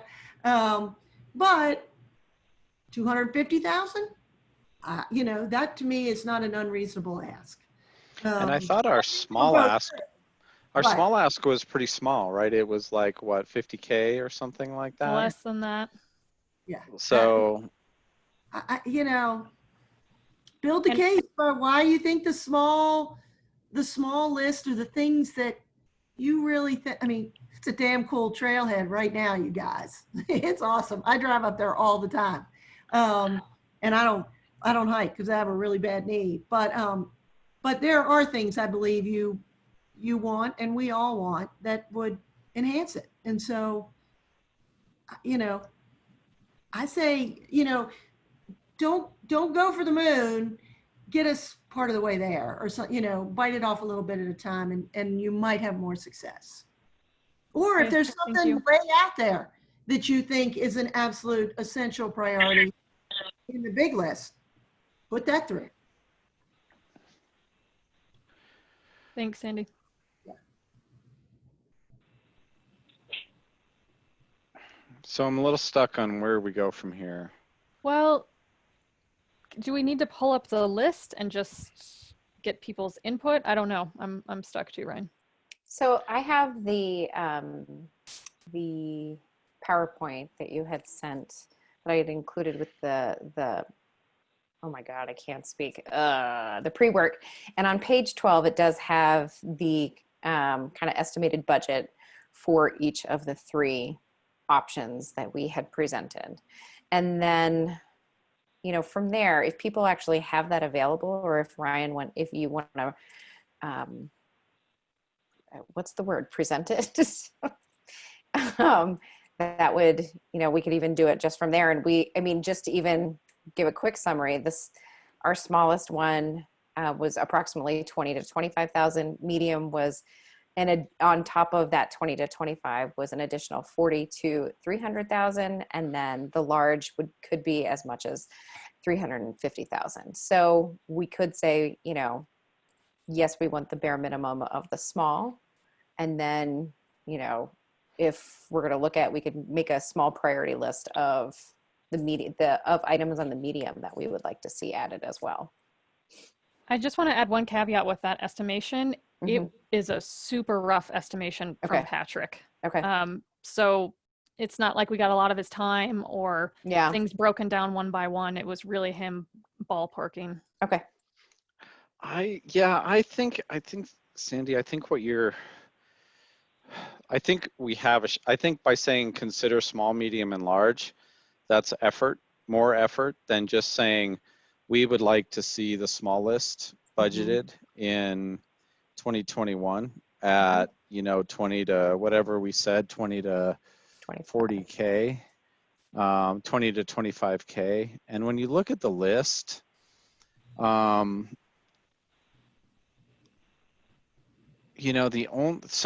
there's actually not much here, right? The sign with the labeled mountain peaks, right? That I think would be really cool. The historical area, the historical committee is executing this. These are done. Maps, right? So we're asking for some signage. CAPS is working on some art. Refill station, bike rack, scenic overlook area. I don't know if I remember what that is. And then just some more signs. It's pretty minimal. And it's stuff you would normally see at a trailhead. Yeah, it's really minimal. And the scenic overlook area may be also already taken care of by CAPS. And then Sean is trying to do a bench as well. Right. So Oh, yeah. the area really lends itself already to a scenic overlook. And we wanted to put, if you keep going on the slideshow, you can see photos of what else that could look like. Keep moving. And I think it's the last one. Okay. So like the bench but you're right. I mean, the area does, right? I mean, there's a little pull-out area there and the bench. I mean, we could, what we could do is recommend, that they adopt the small list, and we could cut out this list of everything that we know is already being done by the other groups. And, the effort to keep the trees and the shrubs undisturbed, I mean, that's kind of already been done because it's been built. So, I mean, I think we should keep that in there just so that, it's just a good reminder. We're not asking for that much. I'm wondering, since we're not asking for that much and a lot of it's already been done, or some of it's already been done, whether we should go back and reestimate the amount, because the real amount has got to be a lot less than, what is it, 20 to 25 that the bottom shows? It might be less scary. Well, we just don't have time. We have to have the recommendation done this meeting. So staff would have to go back and do that. And it might be less, but if you got 25, you could do a really great sign for the mountain peaks, and you could do some really awesome creative bike racks. No, and I get that. I just think if it was a lower number, it might be more doable. But if it has to be tonight, it has to be tonight. And I think, and I don't think it has to be all or nothing. I think we could say, and maybe we should say, we're asking for a specific number, say $25,000, to implement as much as we can from this list, or we could ask for the list. I don't know if one approach is better than the other. So Ryan, I guess just listening to the discussion, and maybe these discussions preceded my joining the board, I think the lists are really well organized and the PowerPoint is great. But is there, we're not talking about prioritizing the items. So we're sort of in the abstract. We're talking about the abstract in the abstract. The items actually are prioritized, Frank. Well, based how on soon? all the Tell me how ranking soon. that we did. Well, so the Uh-huh. labeled mountain peaks was what we wanted number one above everything else that we have in any of our amenities. So they're in order within each of the lists for the Yes. priority for that Yeah. list. Yes. So for example, Frank, we hand spend a sanitizer lot- was last in the small list. Got it. Frank, we And so I spend a wonder if lot my, of time. sorry, on just this. to finish my point real quick here. I wondered if a thought, Ryan, building off of what you said, would be to come to them and ask for a dollar figure. And then once we know the dollar figure, build towards that. I'm just concerned, like I said, we're talking about the abstract in the abstract. If we can get some part of this more concrete, then we have a way forward. And to me, getting a dollar amount would help. And the number Sandy was mentioning a few minutes ago suggested that the small would almost be easy to get relative to Well, the human sense. But again, I don't want to put the cart We'll before the see, horse. right? If we can get a number, then we can build towards the number and put our priorities forward. Anyway, that's my point. Go ahead. Was it Marcy trying to get in or someone else was? I was just, No, all I was saying is that we did spend a lot of time on this, and we had spreadsheets, and we had rankings, and we discussed it ad nauseum. So a lot of thought did go into this. So I do think that a dollar amount will be easier for the budget process to absorb rather than a list that potentially is this amount. So agree I with think, that. Yeah. Sorry. so do we want to ask for 20 or 25? So I agree that we should Yeah. ask for a number. Higher. We don't Okay, know. 50. 25? 50, 50, 50. We should Always ask for double what you want. Well, the presentation, yeah, we got to be careful, right? I mean, if What's the that's what the medium group one? wants to do, What's the medium Ask one? The Sandy medium was what- 40K, right? well, an additional 40K. So 40 to now, 300. So the small is 20 and the medium would be 60, basically. It would include all of the small plus the medium. Is that the idea? yep. Okay. No, the medium, if you had a plumbed bathroom, would need at least another 250K. So the No, medium, point taken. Assuming that really was not part of, broad. assuming that Well, was that's- not, yeah. Point taken. Point. Okay, But I thank think you. we need to be very aware that COVID is going on and budgets are tight and not try to push through more. I just think we have a better chance of getting something.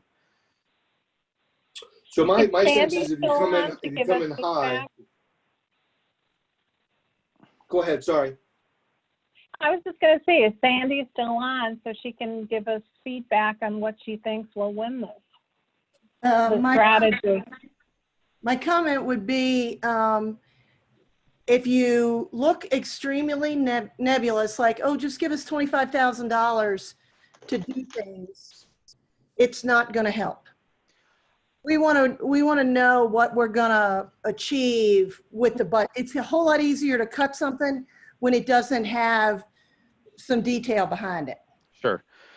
So I get- that would be the only thing. And, you know, we don't cut a lot.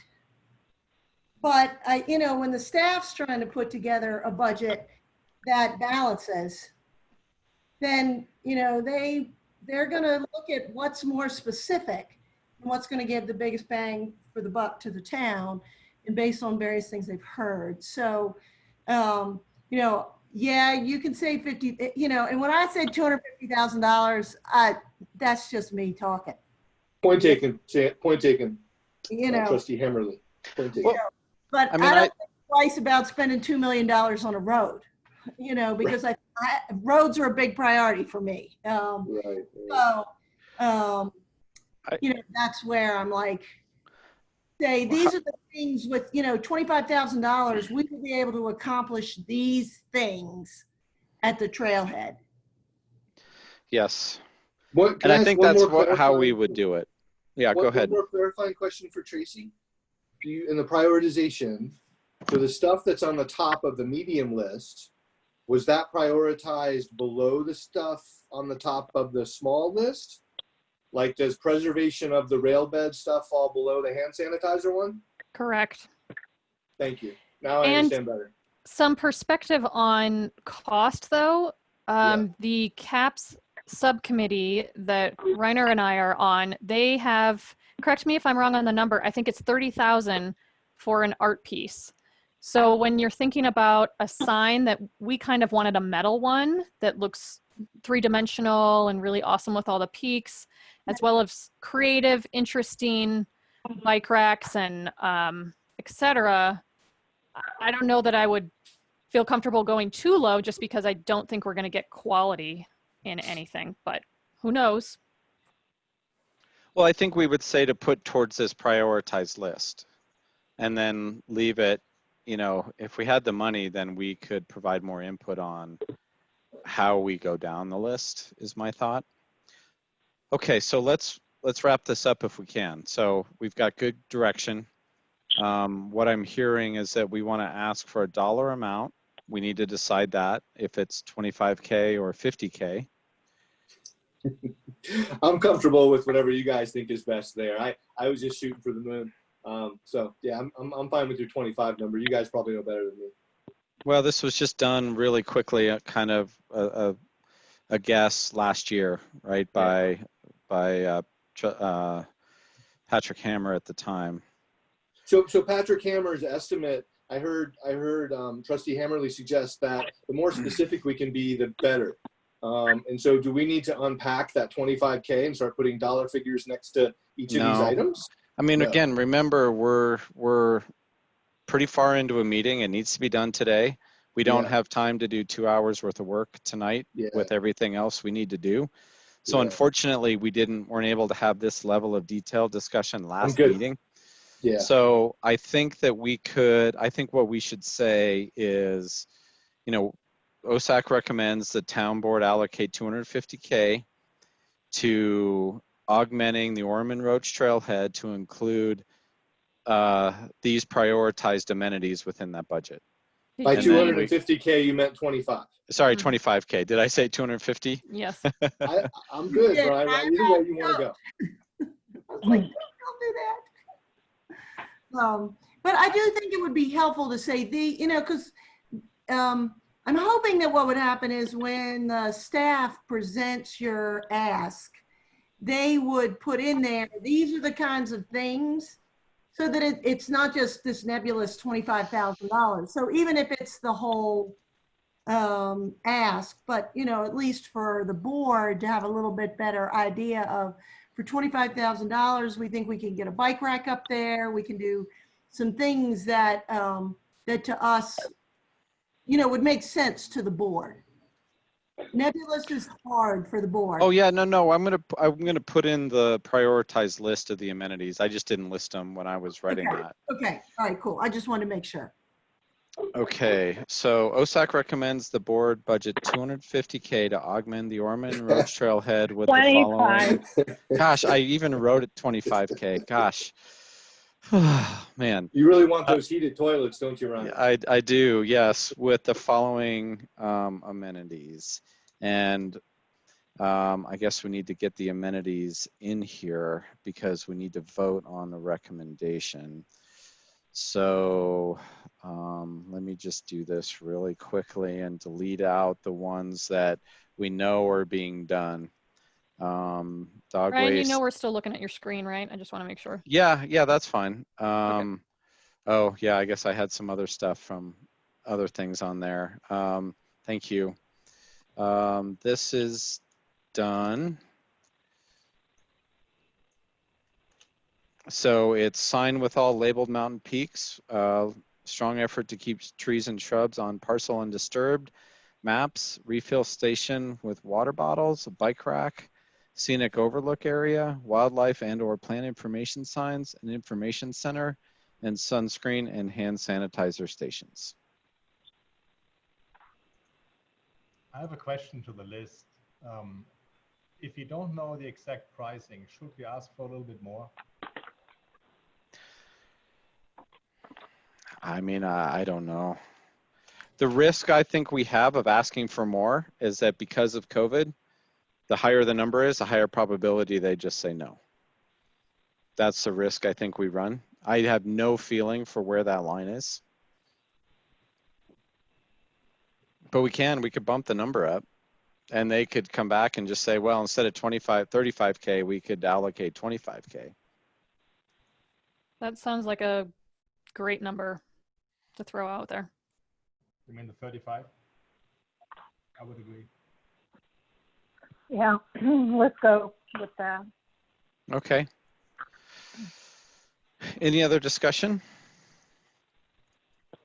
Okay, so let me reread the recommendation. OSAC recommends the board budget $35K to augment the Orman Roach Trailhead with the following amenities.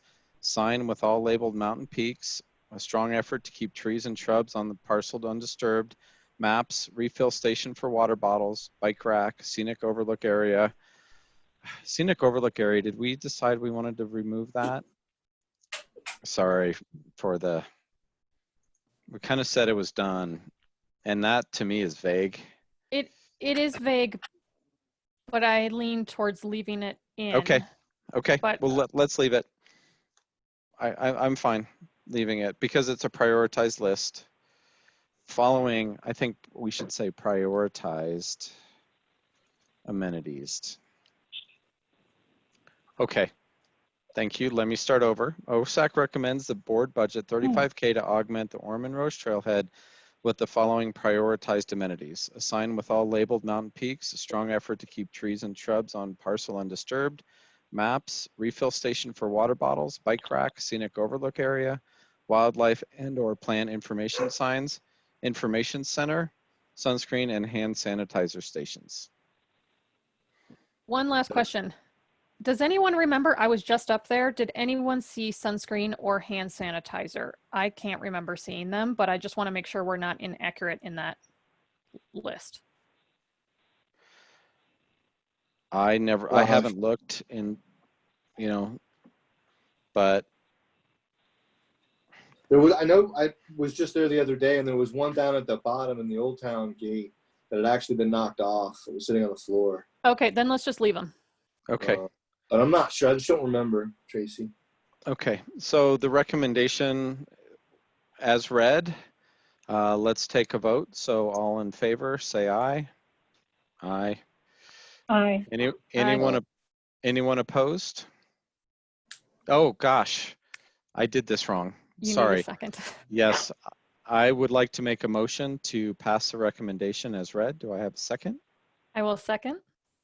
Okay, all in favor? Aye. Aye. Aye. Anyone opposed? Okay, it passes unanimously. And Kate, I will send this to you as written. Okay, the next agenda item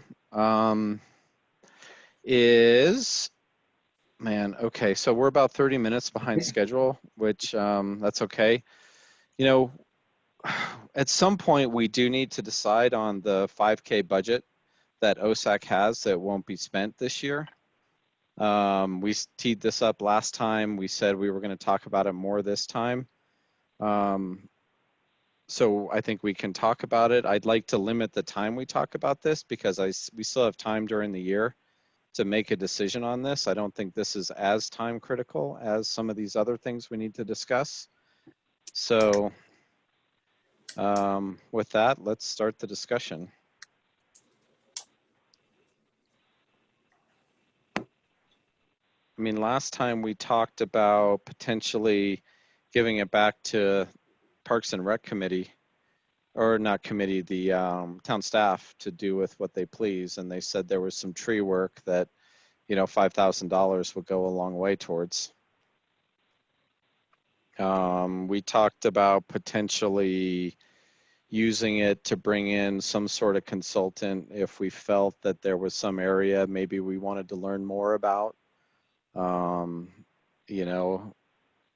don't know what that would be, but if we wanted to get a presentation on, I don't know, on something, we could use it for that.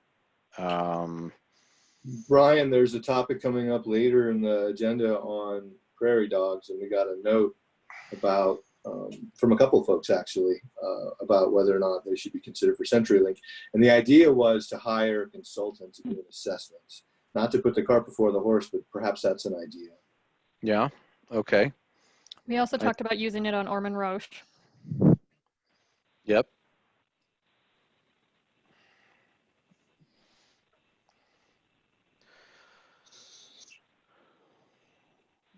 Suggestions on how we move forward.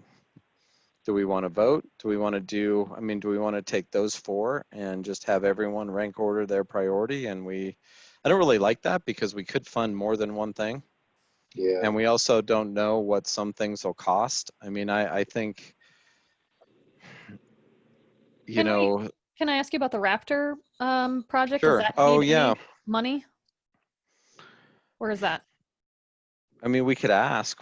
That was another idea, was that for that volunteer program, was there some, would it help the team if they had a better set of, a looking scope or some sort of, I would say some sort of service to offload pictures and documents. The problem with that is we can't guarantee that it would be an ongoing funding.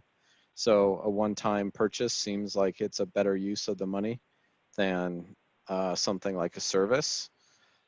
Where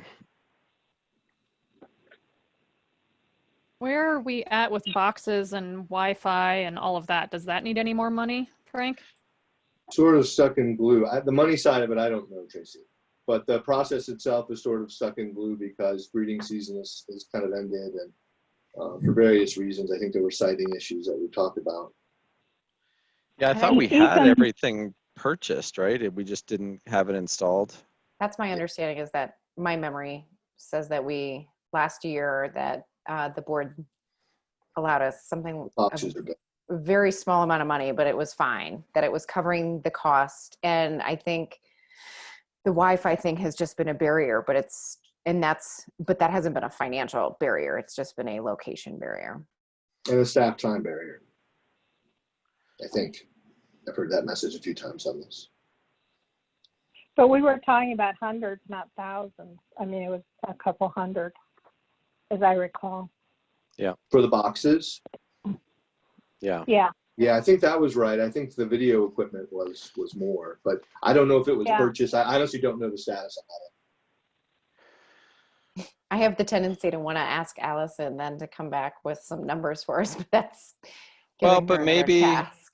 I mean, we have a list of 5 things, right? The consultant one to me is vague, and because, I mean, maybe on CenturyLink that's not as vague, and that one has some merit for the prairie dog study. That seems like a reasonable one. Would any of that information or any of that data have been found during an assessment process of that land prior to the purchase? I mean, maybe. Okay. This is where I think we could ask some more questions. Okay. So, I think we should make the list tonight, and then we can, what I could do is run it by Allison or town staff and just get a, thumbs up or thumbs down on, if it's going to be a ton of work for staff to go do this, then we need to make a recommendation to the board to have staff go dig into it, right? We got to be a little bit careful about our communication path here.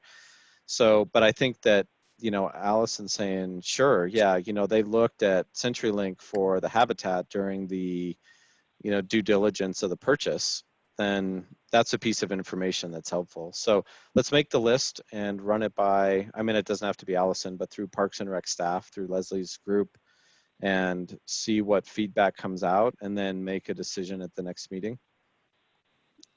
Ryan, not to Frank. scratch a previous agenda item, but if there was a merger, how would the money situation work out? Well, each committee's got $5,000 budgeted this So year. So this year we still need to figure out, we don't have to spend it. We can just leave it and have it go back into the general fund for next year also. Does it roll over for us, or does it go back into the general fund? No, it doesn't roll over for us. Tracy, At least I don't think it does, right? I shouldn't say that so definitively. I don't know, but I can't imagine it would. I think the budgets are set for next year, and for a $5,000 item, I can't imagine that they would keep track of that for the, however tens or hundreds of millions of dollars the budget is for the town. With a smile firmly in place, we could buy maybe a 1/16 of an acre over at Harrison. I thought that Allison said you lose it or use it or lose it. But in regards to Ormond Roche, I don't want to cause any issues with our other recommendations. So if we are going to put on the list that we want it used towards Ormond Roche, I would recommend something specific. And if you look at our medium list, so let's dream big and assume that they give us the money and we can buy everything on our small list. The first thing on the medium list is the preservation of the old rail bed. The second thing is shade trees. So my thought would be that we could put one of the items that we'll vote on later or whatever we're going to do, but shade, use this specifically for Ormond Roche and for shade trees, because then we might hit two birds with one stone. Yep, that.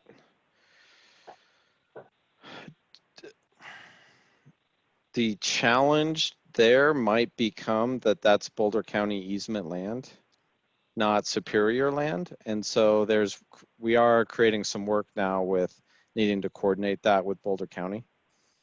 I'm not saying that Totally. we shouldn't do it, but it's just a consideration. That's also a thought with anything we do with that trailhead though. Agreed. Or anything we do with CenturyLink. If we're talking about prairie dogs on that parcel, it's the same thing. Yep. I think we add that to the list, and I think we're good. And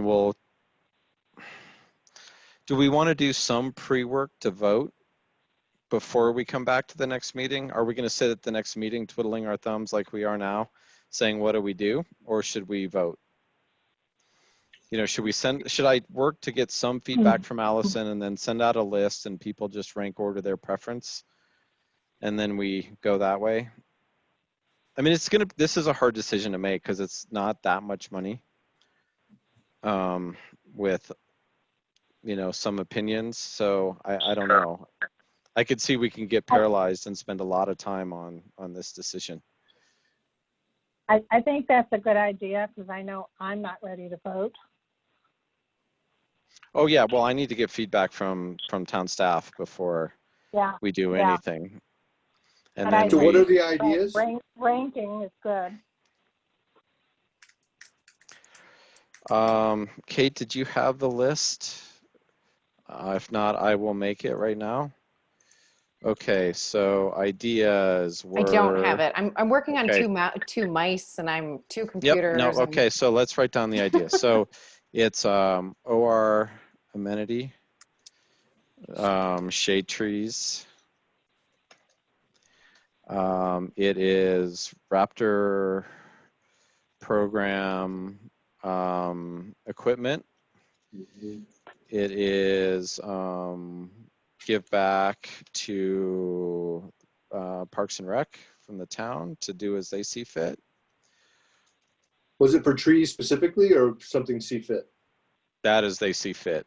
I mean, Allison said they would love it for trees, but I think I think it'd be hard to specify it if we don't.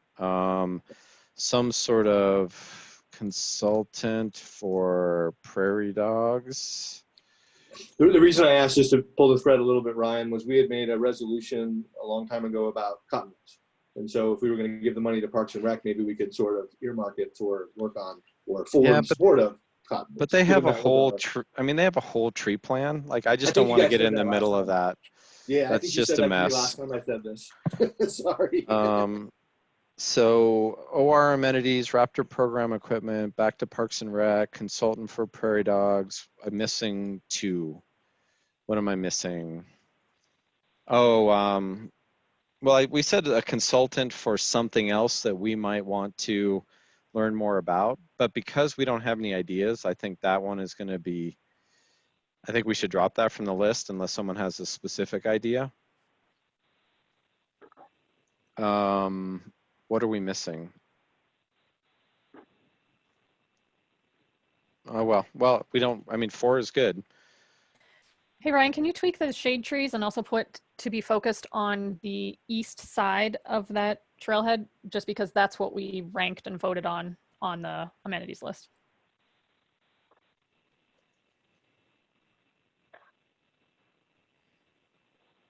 Okay. Okay. So, oh, and then, you know, the only other thing that we might consider is that, you know, every year there was always a little bit left, and we would have a gathering to celebrate our work.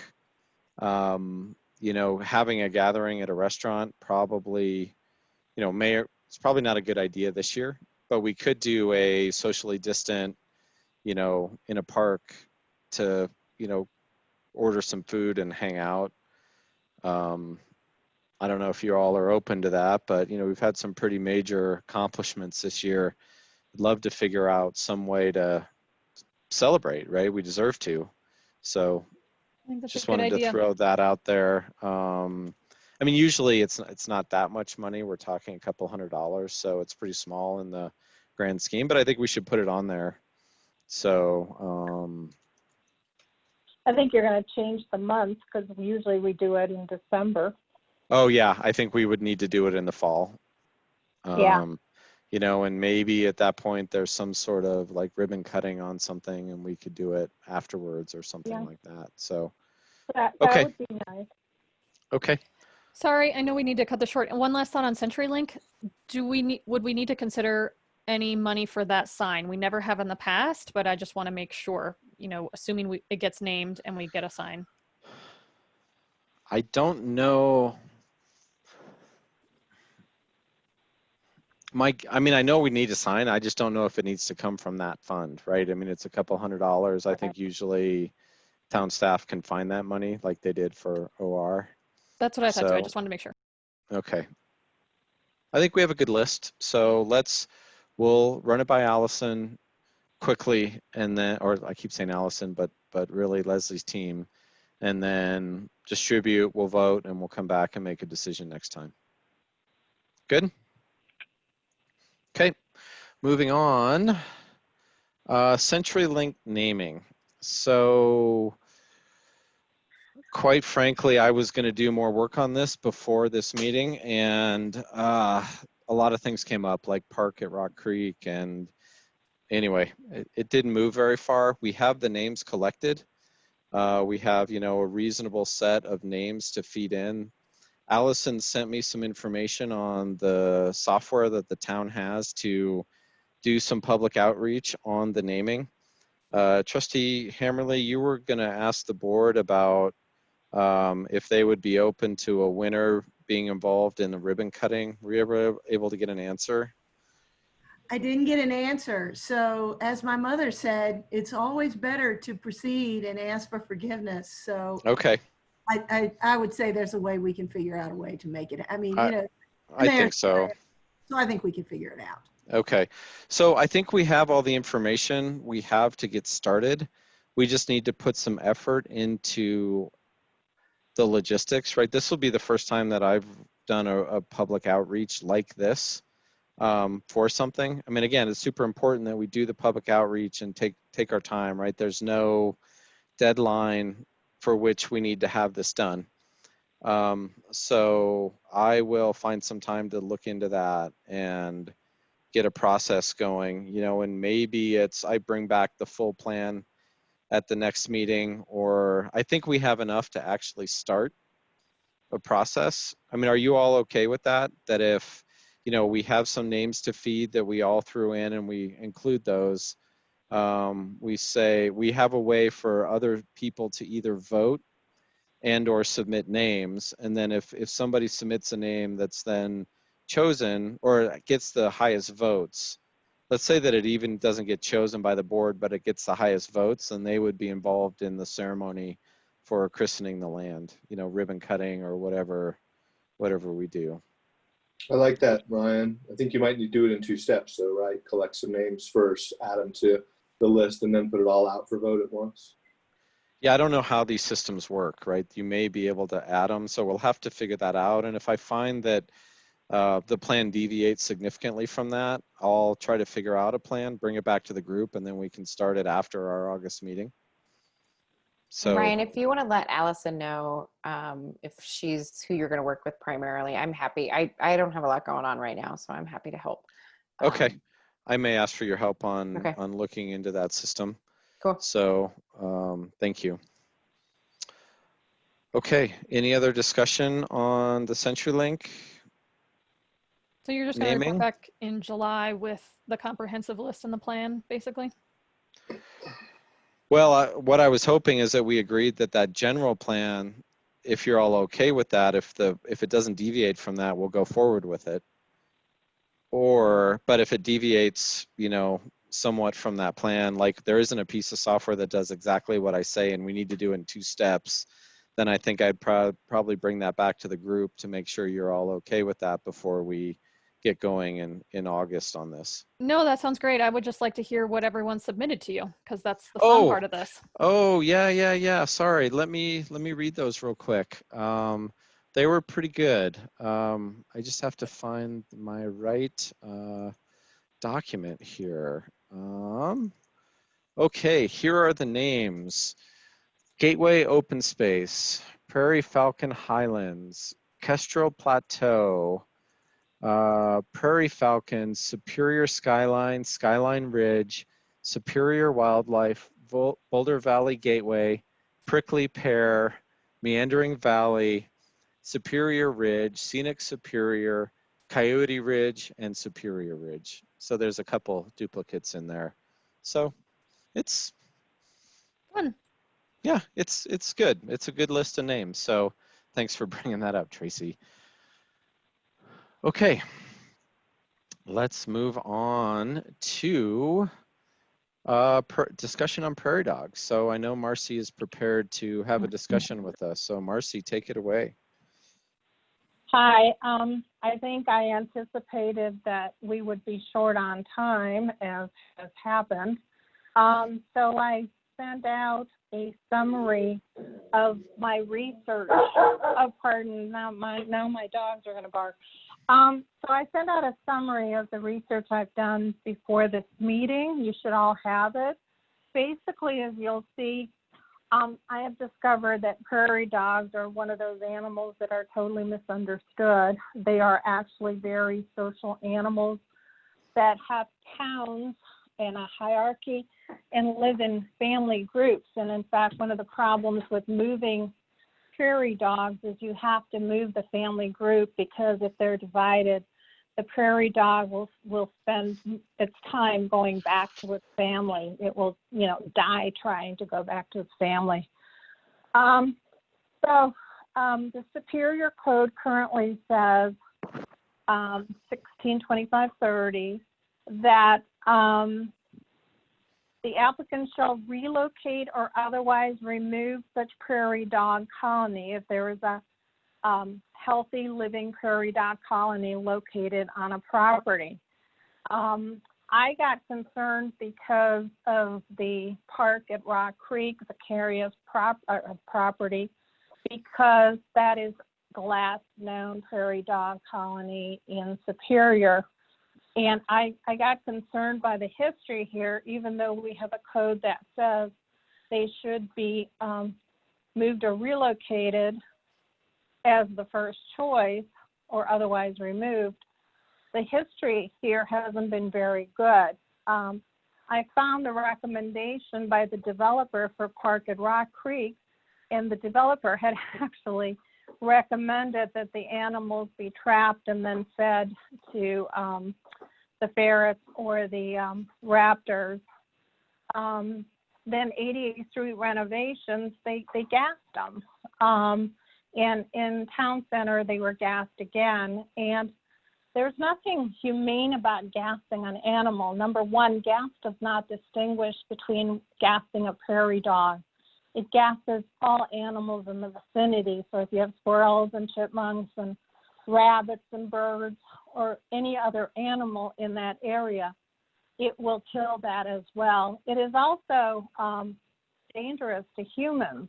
So gassing is not this end all, which we seem to, I'm concerned that the town seems to be falling back on. And the reason that it's been used so much, it's my understanding, is because there's no place to move the prairie dogs to. There's restrictions on moving them outside of counties into another county. So we're sort of stuck being within a county, and I understand there's no land to move them to until now. Now we have CenturyLink, and CenturyLink has been, when it was assessed, has definitely been said to contain prairie dogs, and it's a lot of land, and there's a potential use for prairie dogs there. that's why I think we should do a recommendation to the board. And I drafted one very roughly at the bottom of the page as to what I think it should say. Basically, OSAC recommends that the town of Superior work with the Prairie Dog Coalition. By the way, the Prairie Dog Coalition is located in Boulder. They're the premier on the topic, and they're part of the Humane Society of the U.S.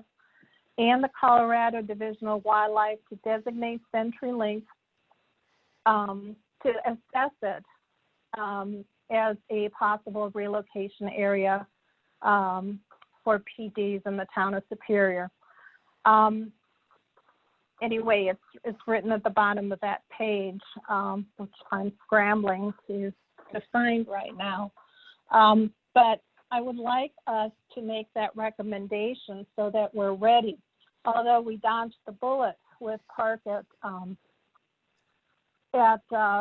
with the park development on Vicarious, it's my understanding from reading what had happened is that that property could be considered for commercial uses, or other developers could come back. So I think we bought time to find a place to relocate the PDs to instead of gassing them or feeding them to other raptors.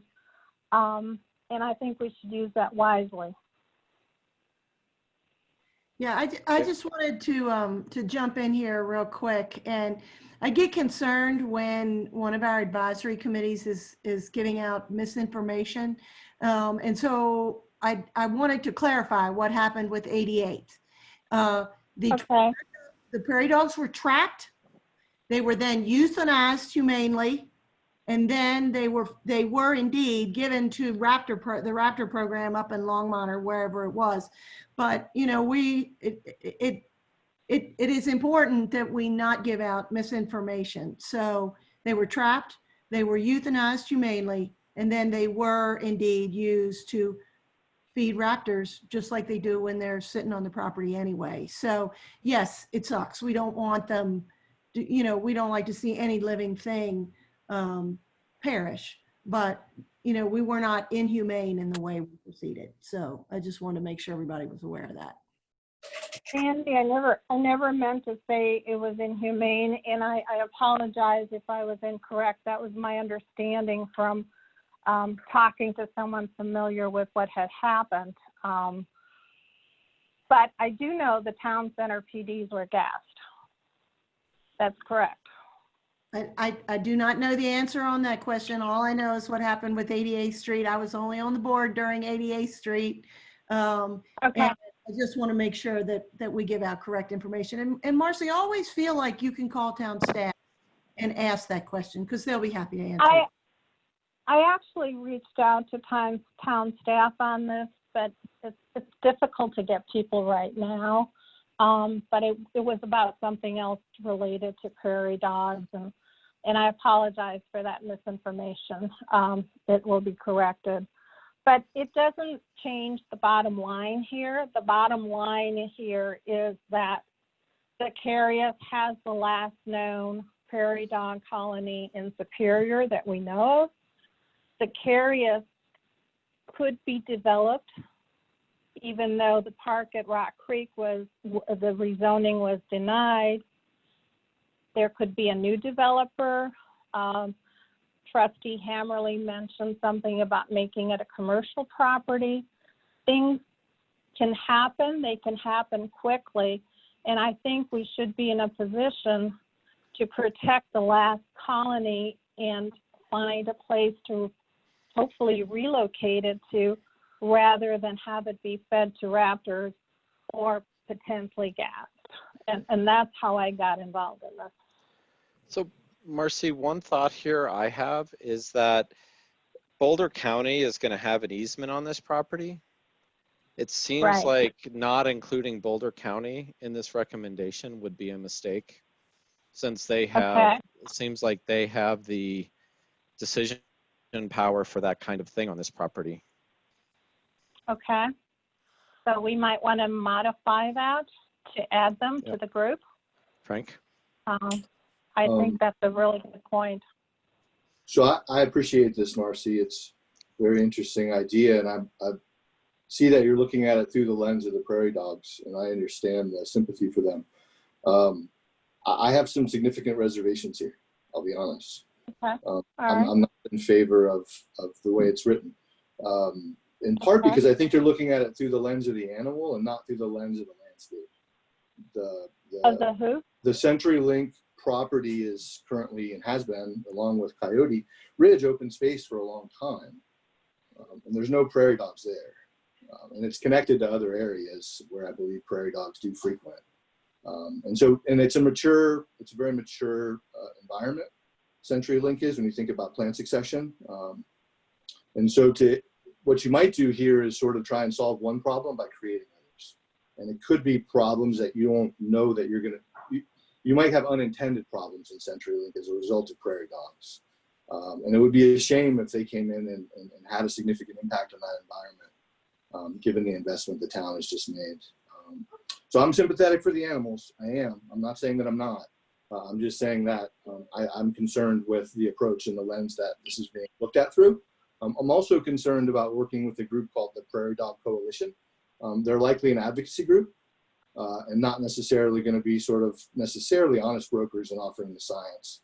So for me here, it would have to be science driven. And I'd want to see some evidence that prairie dogs have either inhabited the area before or something pretty compelling as to not just why we would do it to save the prairie dogs, but how it's going to benefit the land in CenturyLink to bring them there. I think your write-up has some notional ideas on that, but I'd want to see them supported with the science.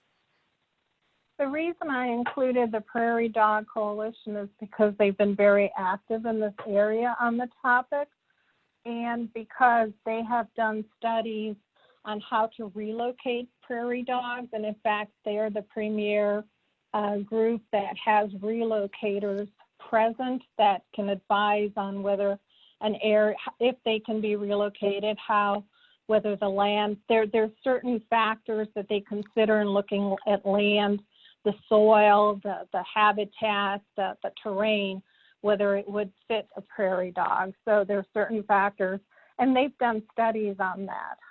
Well, I appreciate that. Whether the land is suitable for the animals doesn't mean that it's a benefit to the land for the animals to be there. Those are two very different questions. And I would want the beneficial piece of it for CenturyLink to be clear and present in considering this. And so that, to me, in other words, I get that by moving the animals or having a place to move the animals, we might save the animals, but what's the benefit to CenturyLink itself, that ecosystem, with all those other animals and plants that are already there, by introducing this new animal, which is quite impactful on the landscape? Well, I think that's why I have in the recommendation that it should be assessed. So that would be part of the assessment.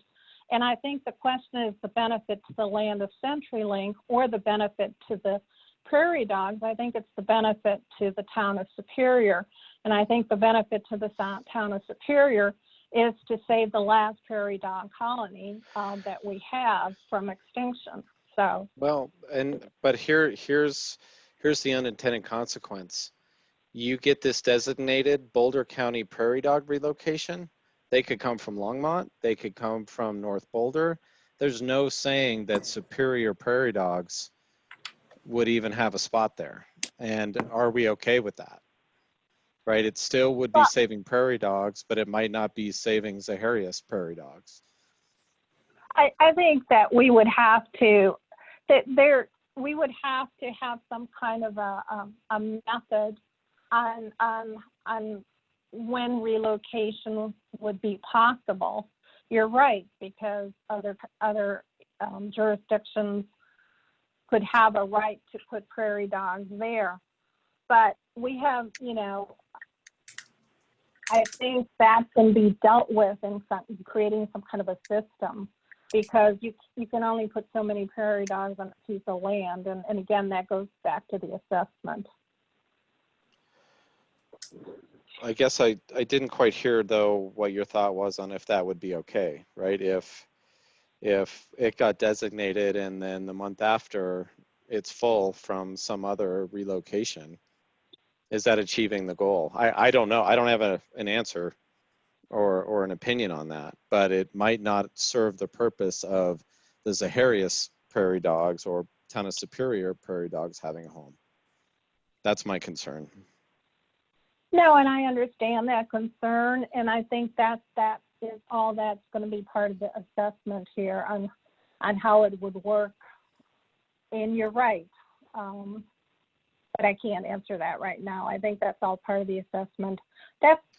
We need Well, a but I'm just plan. saying the assessment opens up that unintended consequence potentially. Maybe it's not unintended, but once it gets designated as a prairie dog area and Boulder County decides what prairie dogs get relocated, right? I'm just wanting to think about that, right? If that happens, are we okay with that? Yeah, I share Well, that concern, and I wouldn't want everyone in Boulder County unloading their prairie dogs in Superior, and which could happen. And at the same time, we should also, if we word something, it has to be worded very carefully. The people living there close to CenturyLink have to be involved. Not everyone wants to have prairie dogs close to their properties for many reasons. So I think, as I said, if we make a recommendation at any time, probably not today anyway, is to word it very carefully and but take the Boulder County issues and everyone unloading the prairie dogs as unwanted items into account. well, maybe then what we should do is just the recommendation be to assess CenturyLink instead of saying to designate it as a PD relocation area, that we should assess CenturyLink as a potential relocation area and do a study. I think a study is required. I want you to read a couple lines above that where I do talk. I recently found out that Rocky Flats has a program for prairie dog relocation, and it's actually very structured where you have to apply and they grant permits, and they only allow X amount of animals at a time. And that was my other suggestion, is that I don't know if the town's on the list, but we should certainly be on the list for the Zacharias prairie dogs. Well, but that's a different county, right? In Rocky Right. Flats. So Right. No, I'm just saying that that's out there. I just recently found out about it. I did not know that was available to us. I had not seen anywhere that we tried to make use of that. Again, I think for our purposes here tonight, based on other people's comments, maybe the recommendations would be to assess CenturyLink as a potential PD relocation area. Marcy, does anyone, if Leslie is on, do we have a contact at Boulder County regarding prairie dogs? Yes, I think we do. I think we have a contact at all these groups. Because it might be helpful, or at least I would be interested in getting more information from Boulder, because it's not like they haven't encountered this before and what processes they did. And it's not just our land, like we noted, Boulder County has the easement on it. I mean, we could Right. make that recommendation that the Town of Superior work with Boulder County to, investigate if CenturyLink could even be designated as a prairie dog area.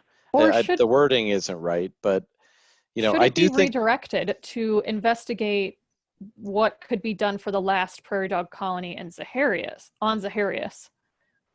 and take it away from CenturyLink and move it to that colony, which is, in my opinion, the primary concern. Yeah, the thing I know there, just from COSA last year, they had a whole presentation on, and I tried to find it and it wasn't on their website, so I couldn't find even the presenter.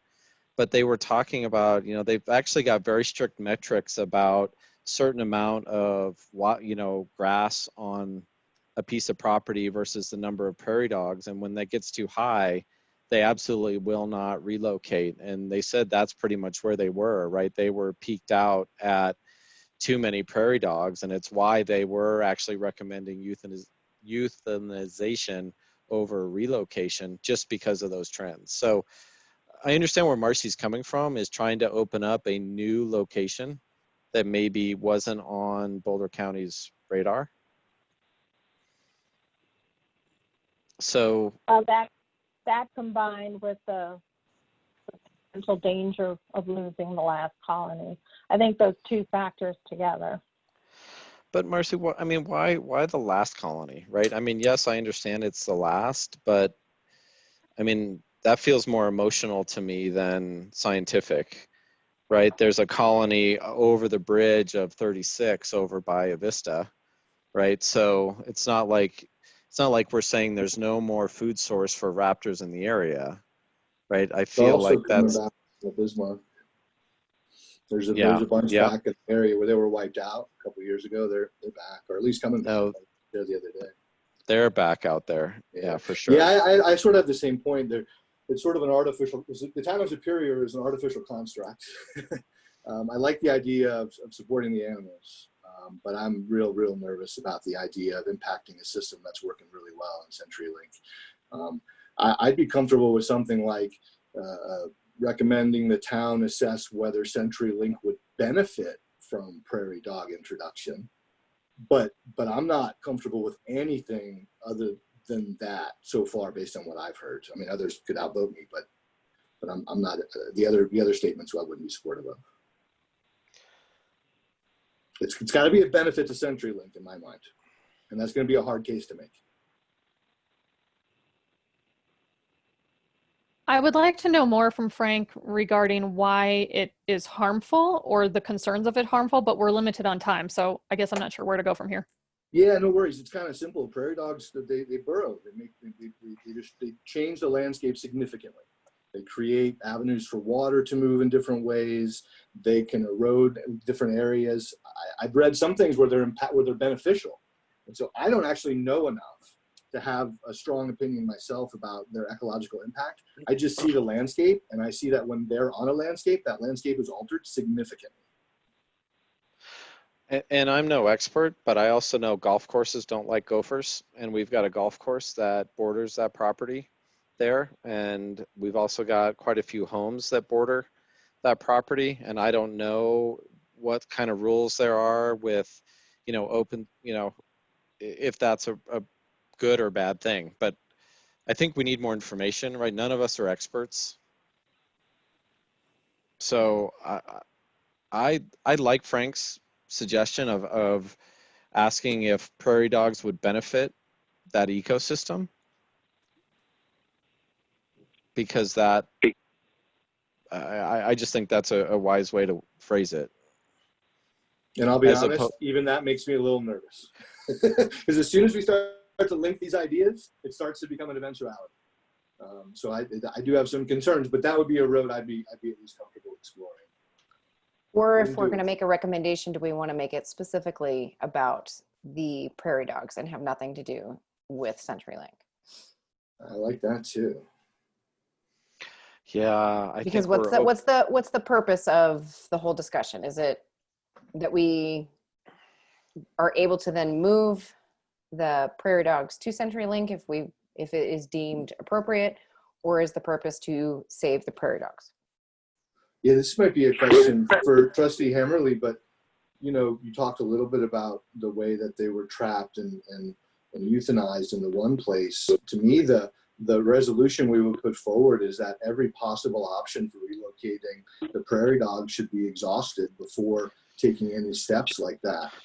So and when you talk about stuff like the Rocky Flats idea, and of course they're coming back into the Bismarck area, maybe there are opportunities to relocate them, and I wonder if those were explored fully. I don't know. So Frank, the hard part there is, if we're going to make a recommendation on how prairie dogs are treated, we have to make a recommendation to change the town code regarding prairie dogs. It's not just a recommendation to the board. It's, we recommend section 1625-30 be amended to read the following.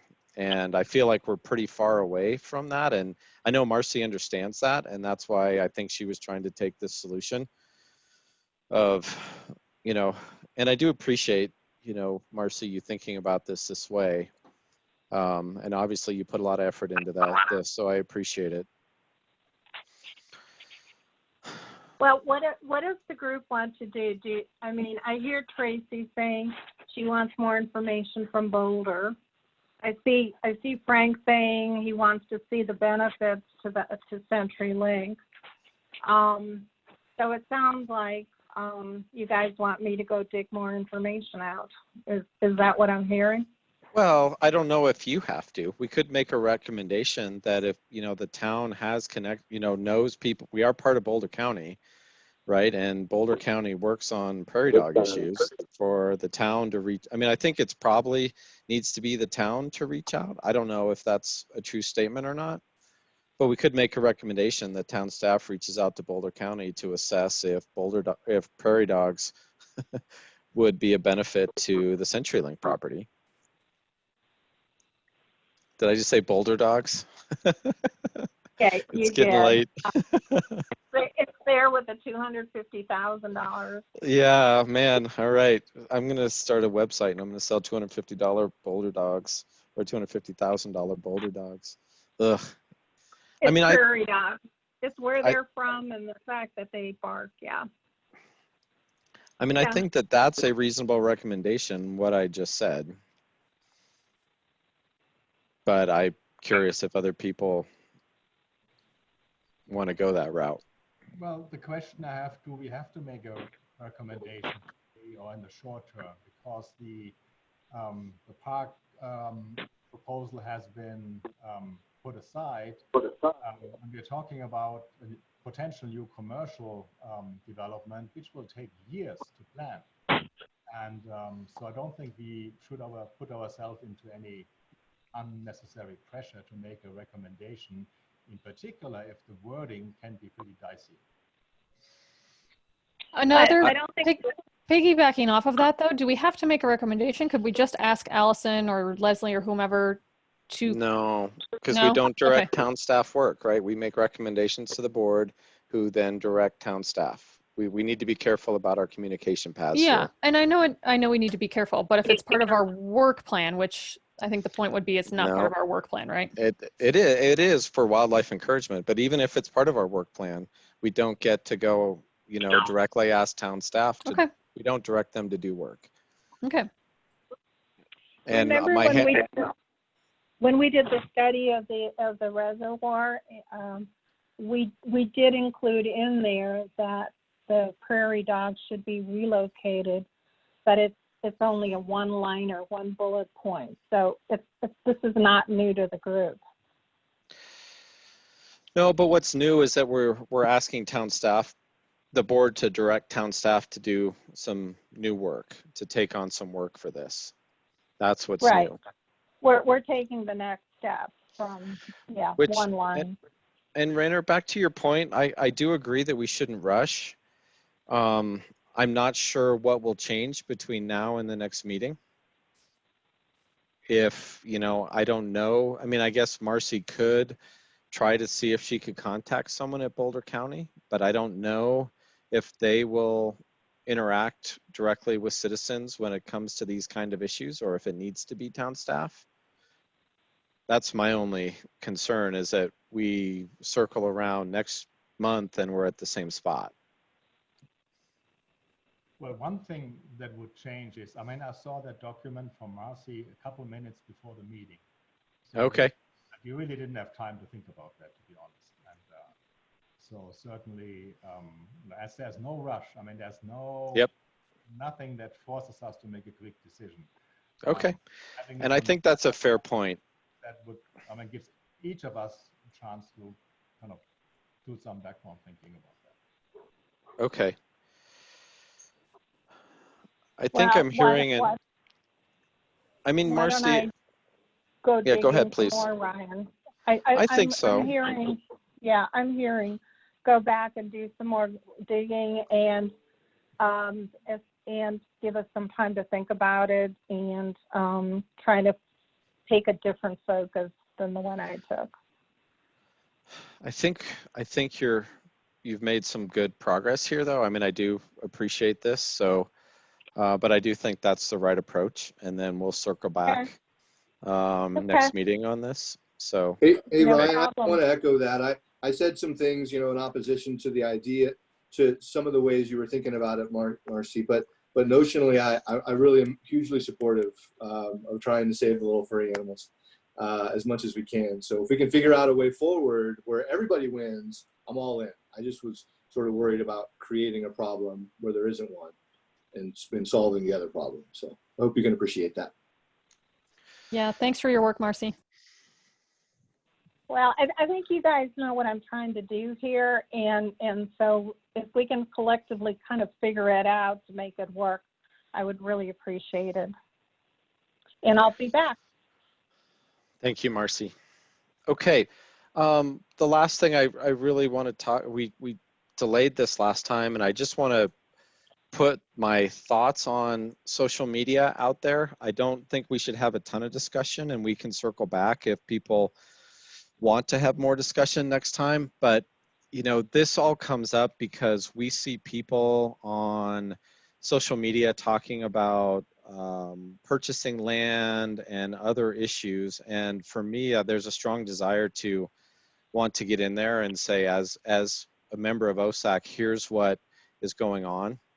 I refrain from that, and I think that it's important to talk about why we should refrain from getting into discussions like that. And the main reason really for me is that it's not part of public record, right? Getting into conversations on the CAC or in Facebook, just, we all know how social media can take a turn, right? People, it's not the same as having a conversation.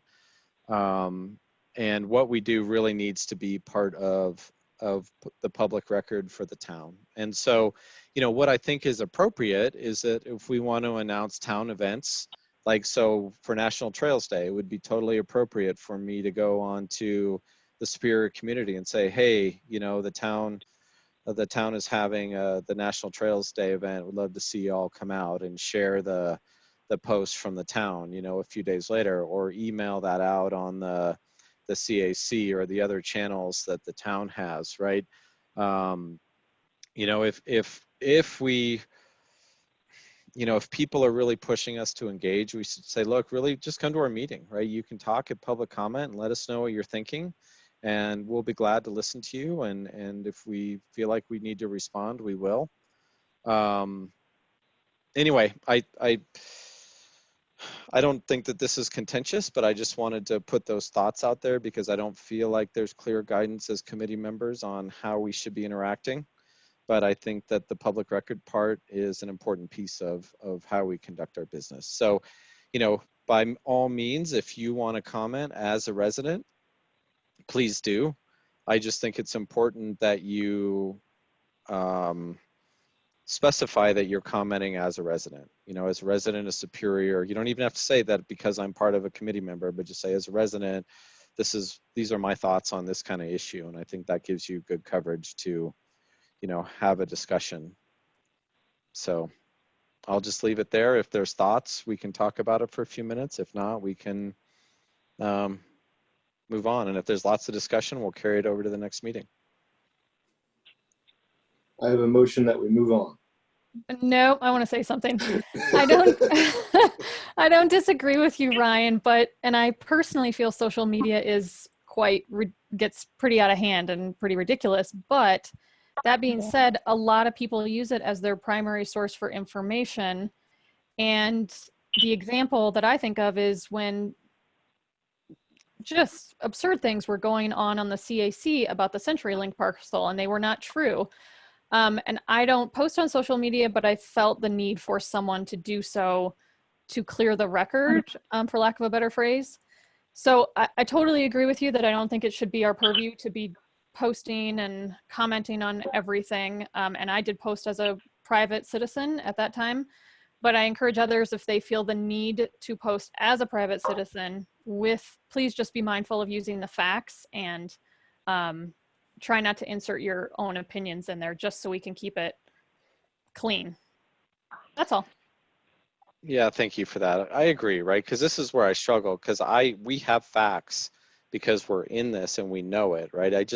Social media can get so twisted so fast, and things can be taken out of context or misread and then labeled that, the open space committee said this, and it's impossible to fix any of that because people could take that from our minutes or watching our meetings.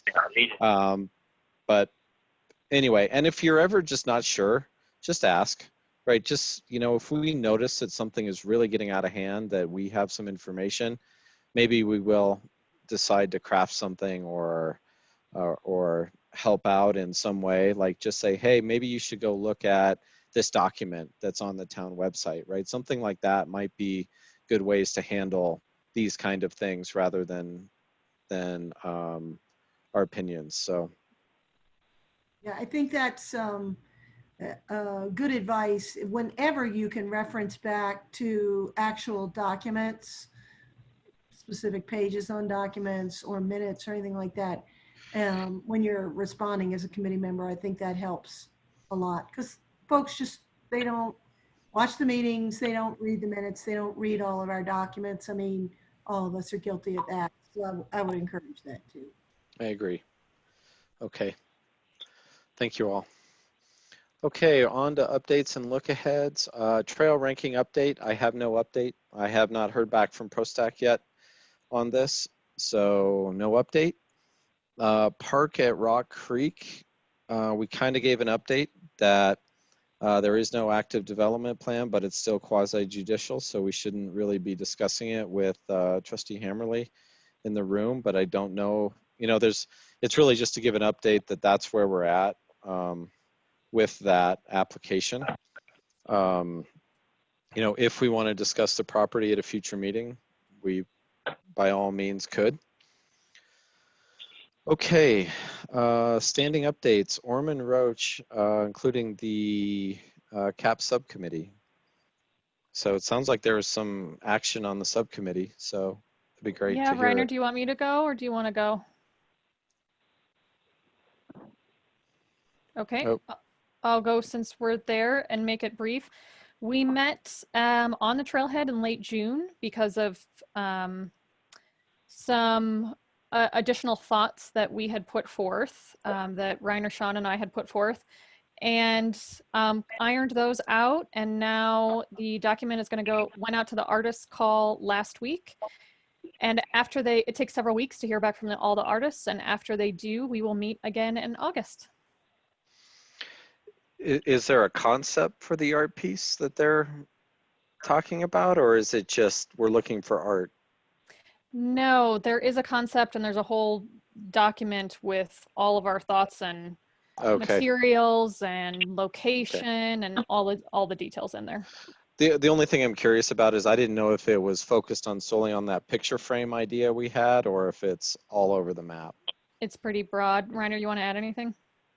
Yeah, it's pretty broad because of the limited budget of 30,000, no one really knew, can we get a customized piece of art or something off the shelf? So the RFP is pretty open to see what artists can offer. Okay. Well, that'll be interesting to see what they do come up with. Total aside, but have you guys seen the art that's gone up in the bus shelters through town with the different landscapes from CAPS? I think they're in 4 bus stations.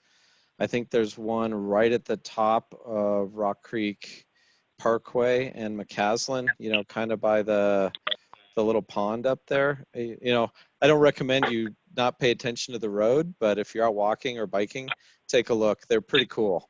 I think they did an excellent job on those, so it's cool. Rocky Mountain Greenway, Joel is not on. I haven't heard any updates. If anyone has any updates, please feel free to share, but it's okay if this goes till next meeting. Okay, Raptor program, Frank? I don't think I have anything to add to Peter's really helpful summary and amazing pictures, unless anyone has any questions. No, they're fun to see.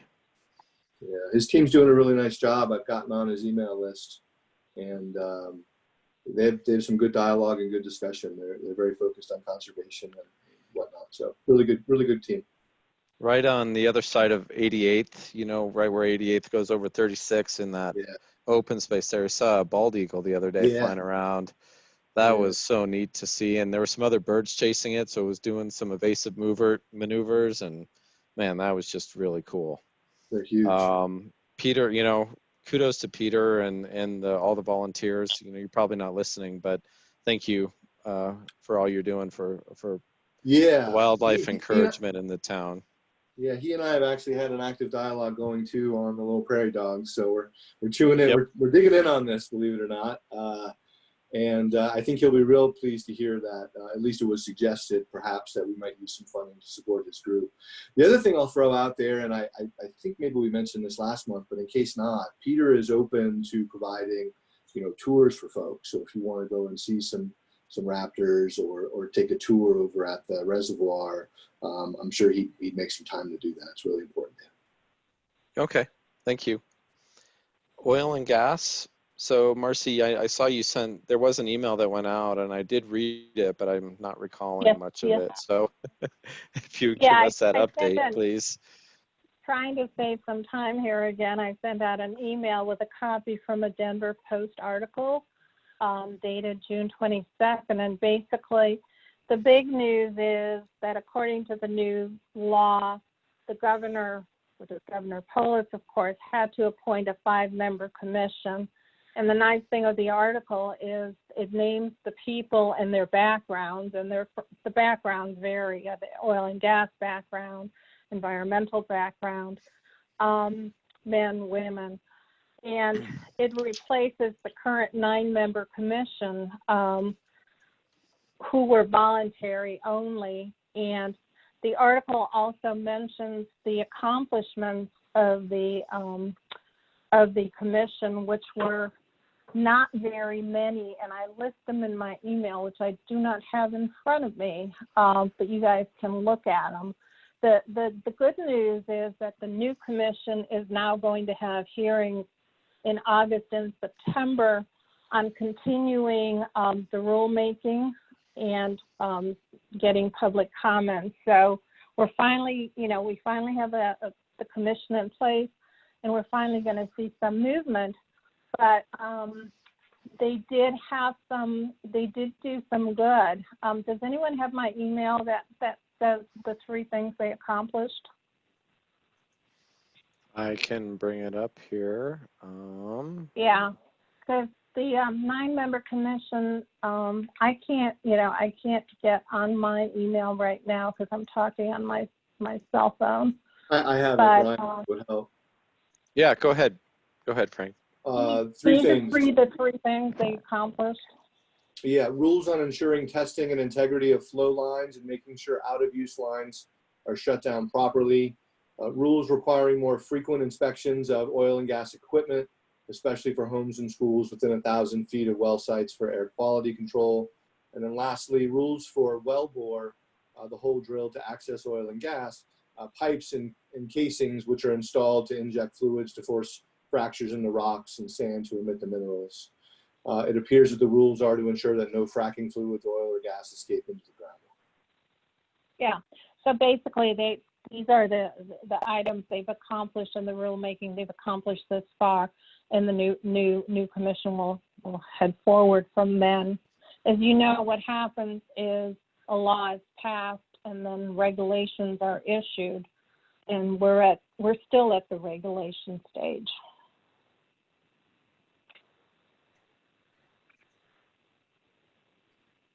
Okay. Thank you for that, Marcy. Tracy, we have conservation fund on. Does it need to stay on here? I don't Oh my gosh, I never thought this day would come. That's so crazy. decided, but any up? The only update, as you all know, it was CenturyLink final. Everything went through on June 19th. Justin thanks us all for our work and our dedication and our perseverance, and he loved the card. Glad to hear that. Yeah. So I think we could probably take it off. That's so crazy to wow. see. Yeah. I know. The the card was very clever, Ryan. It was very creative with that hat. Oh, good. Thanks, Very Marcy. I creative. don't know if you saw it, but it ended up in the Pros newsletter that went out. So it got a lot of press, or at least it got shown and, out to the public. But Thank anyway, you for doing that. I'm glad you liked it. I enjoyed it. I have extras, so clever. if there's other people or you want another copy or whatever, please let me know. And then the last update was the Soft Shoulder Trail project that Joel was working on with Dan at ProStax, and Joel's not on. So I don't know if anybody else has an update, but I do not. No, just that I'm remiss for I haven't filled out the survey yet. It's sort of got lost in my inbox, so I'm going to try and do that. Thanks for the reminder. Yeah, you're welcome. I actually have a question. This is our first meeting without Sean. Is his slot going to be replaced, or are we looking, or what's going on? So what I know from that, Marcy, is that the town's waiting to see what happens with the OSAC ProStack merger before they make any sort of applications or they approve any more spots. So that's all on hold until that decision's made. Well, if we merge, Sean can always apply to that committee and be a new member. Yep, that's true. Well, thank you all. That is our last topic. So the meeting is adjourned at 8:17 on Wednesday. So Thanks, thank you everyone. all for your time. I Good night, appreciate it. everybody. Thank you. Thanks, Ryan and Kate. Good night, everyone. Thanks.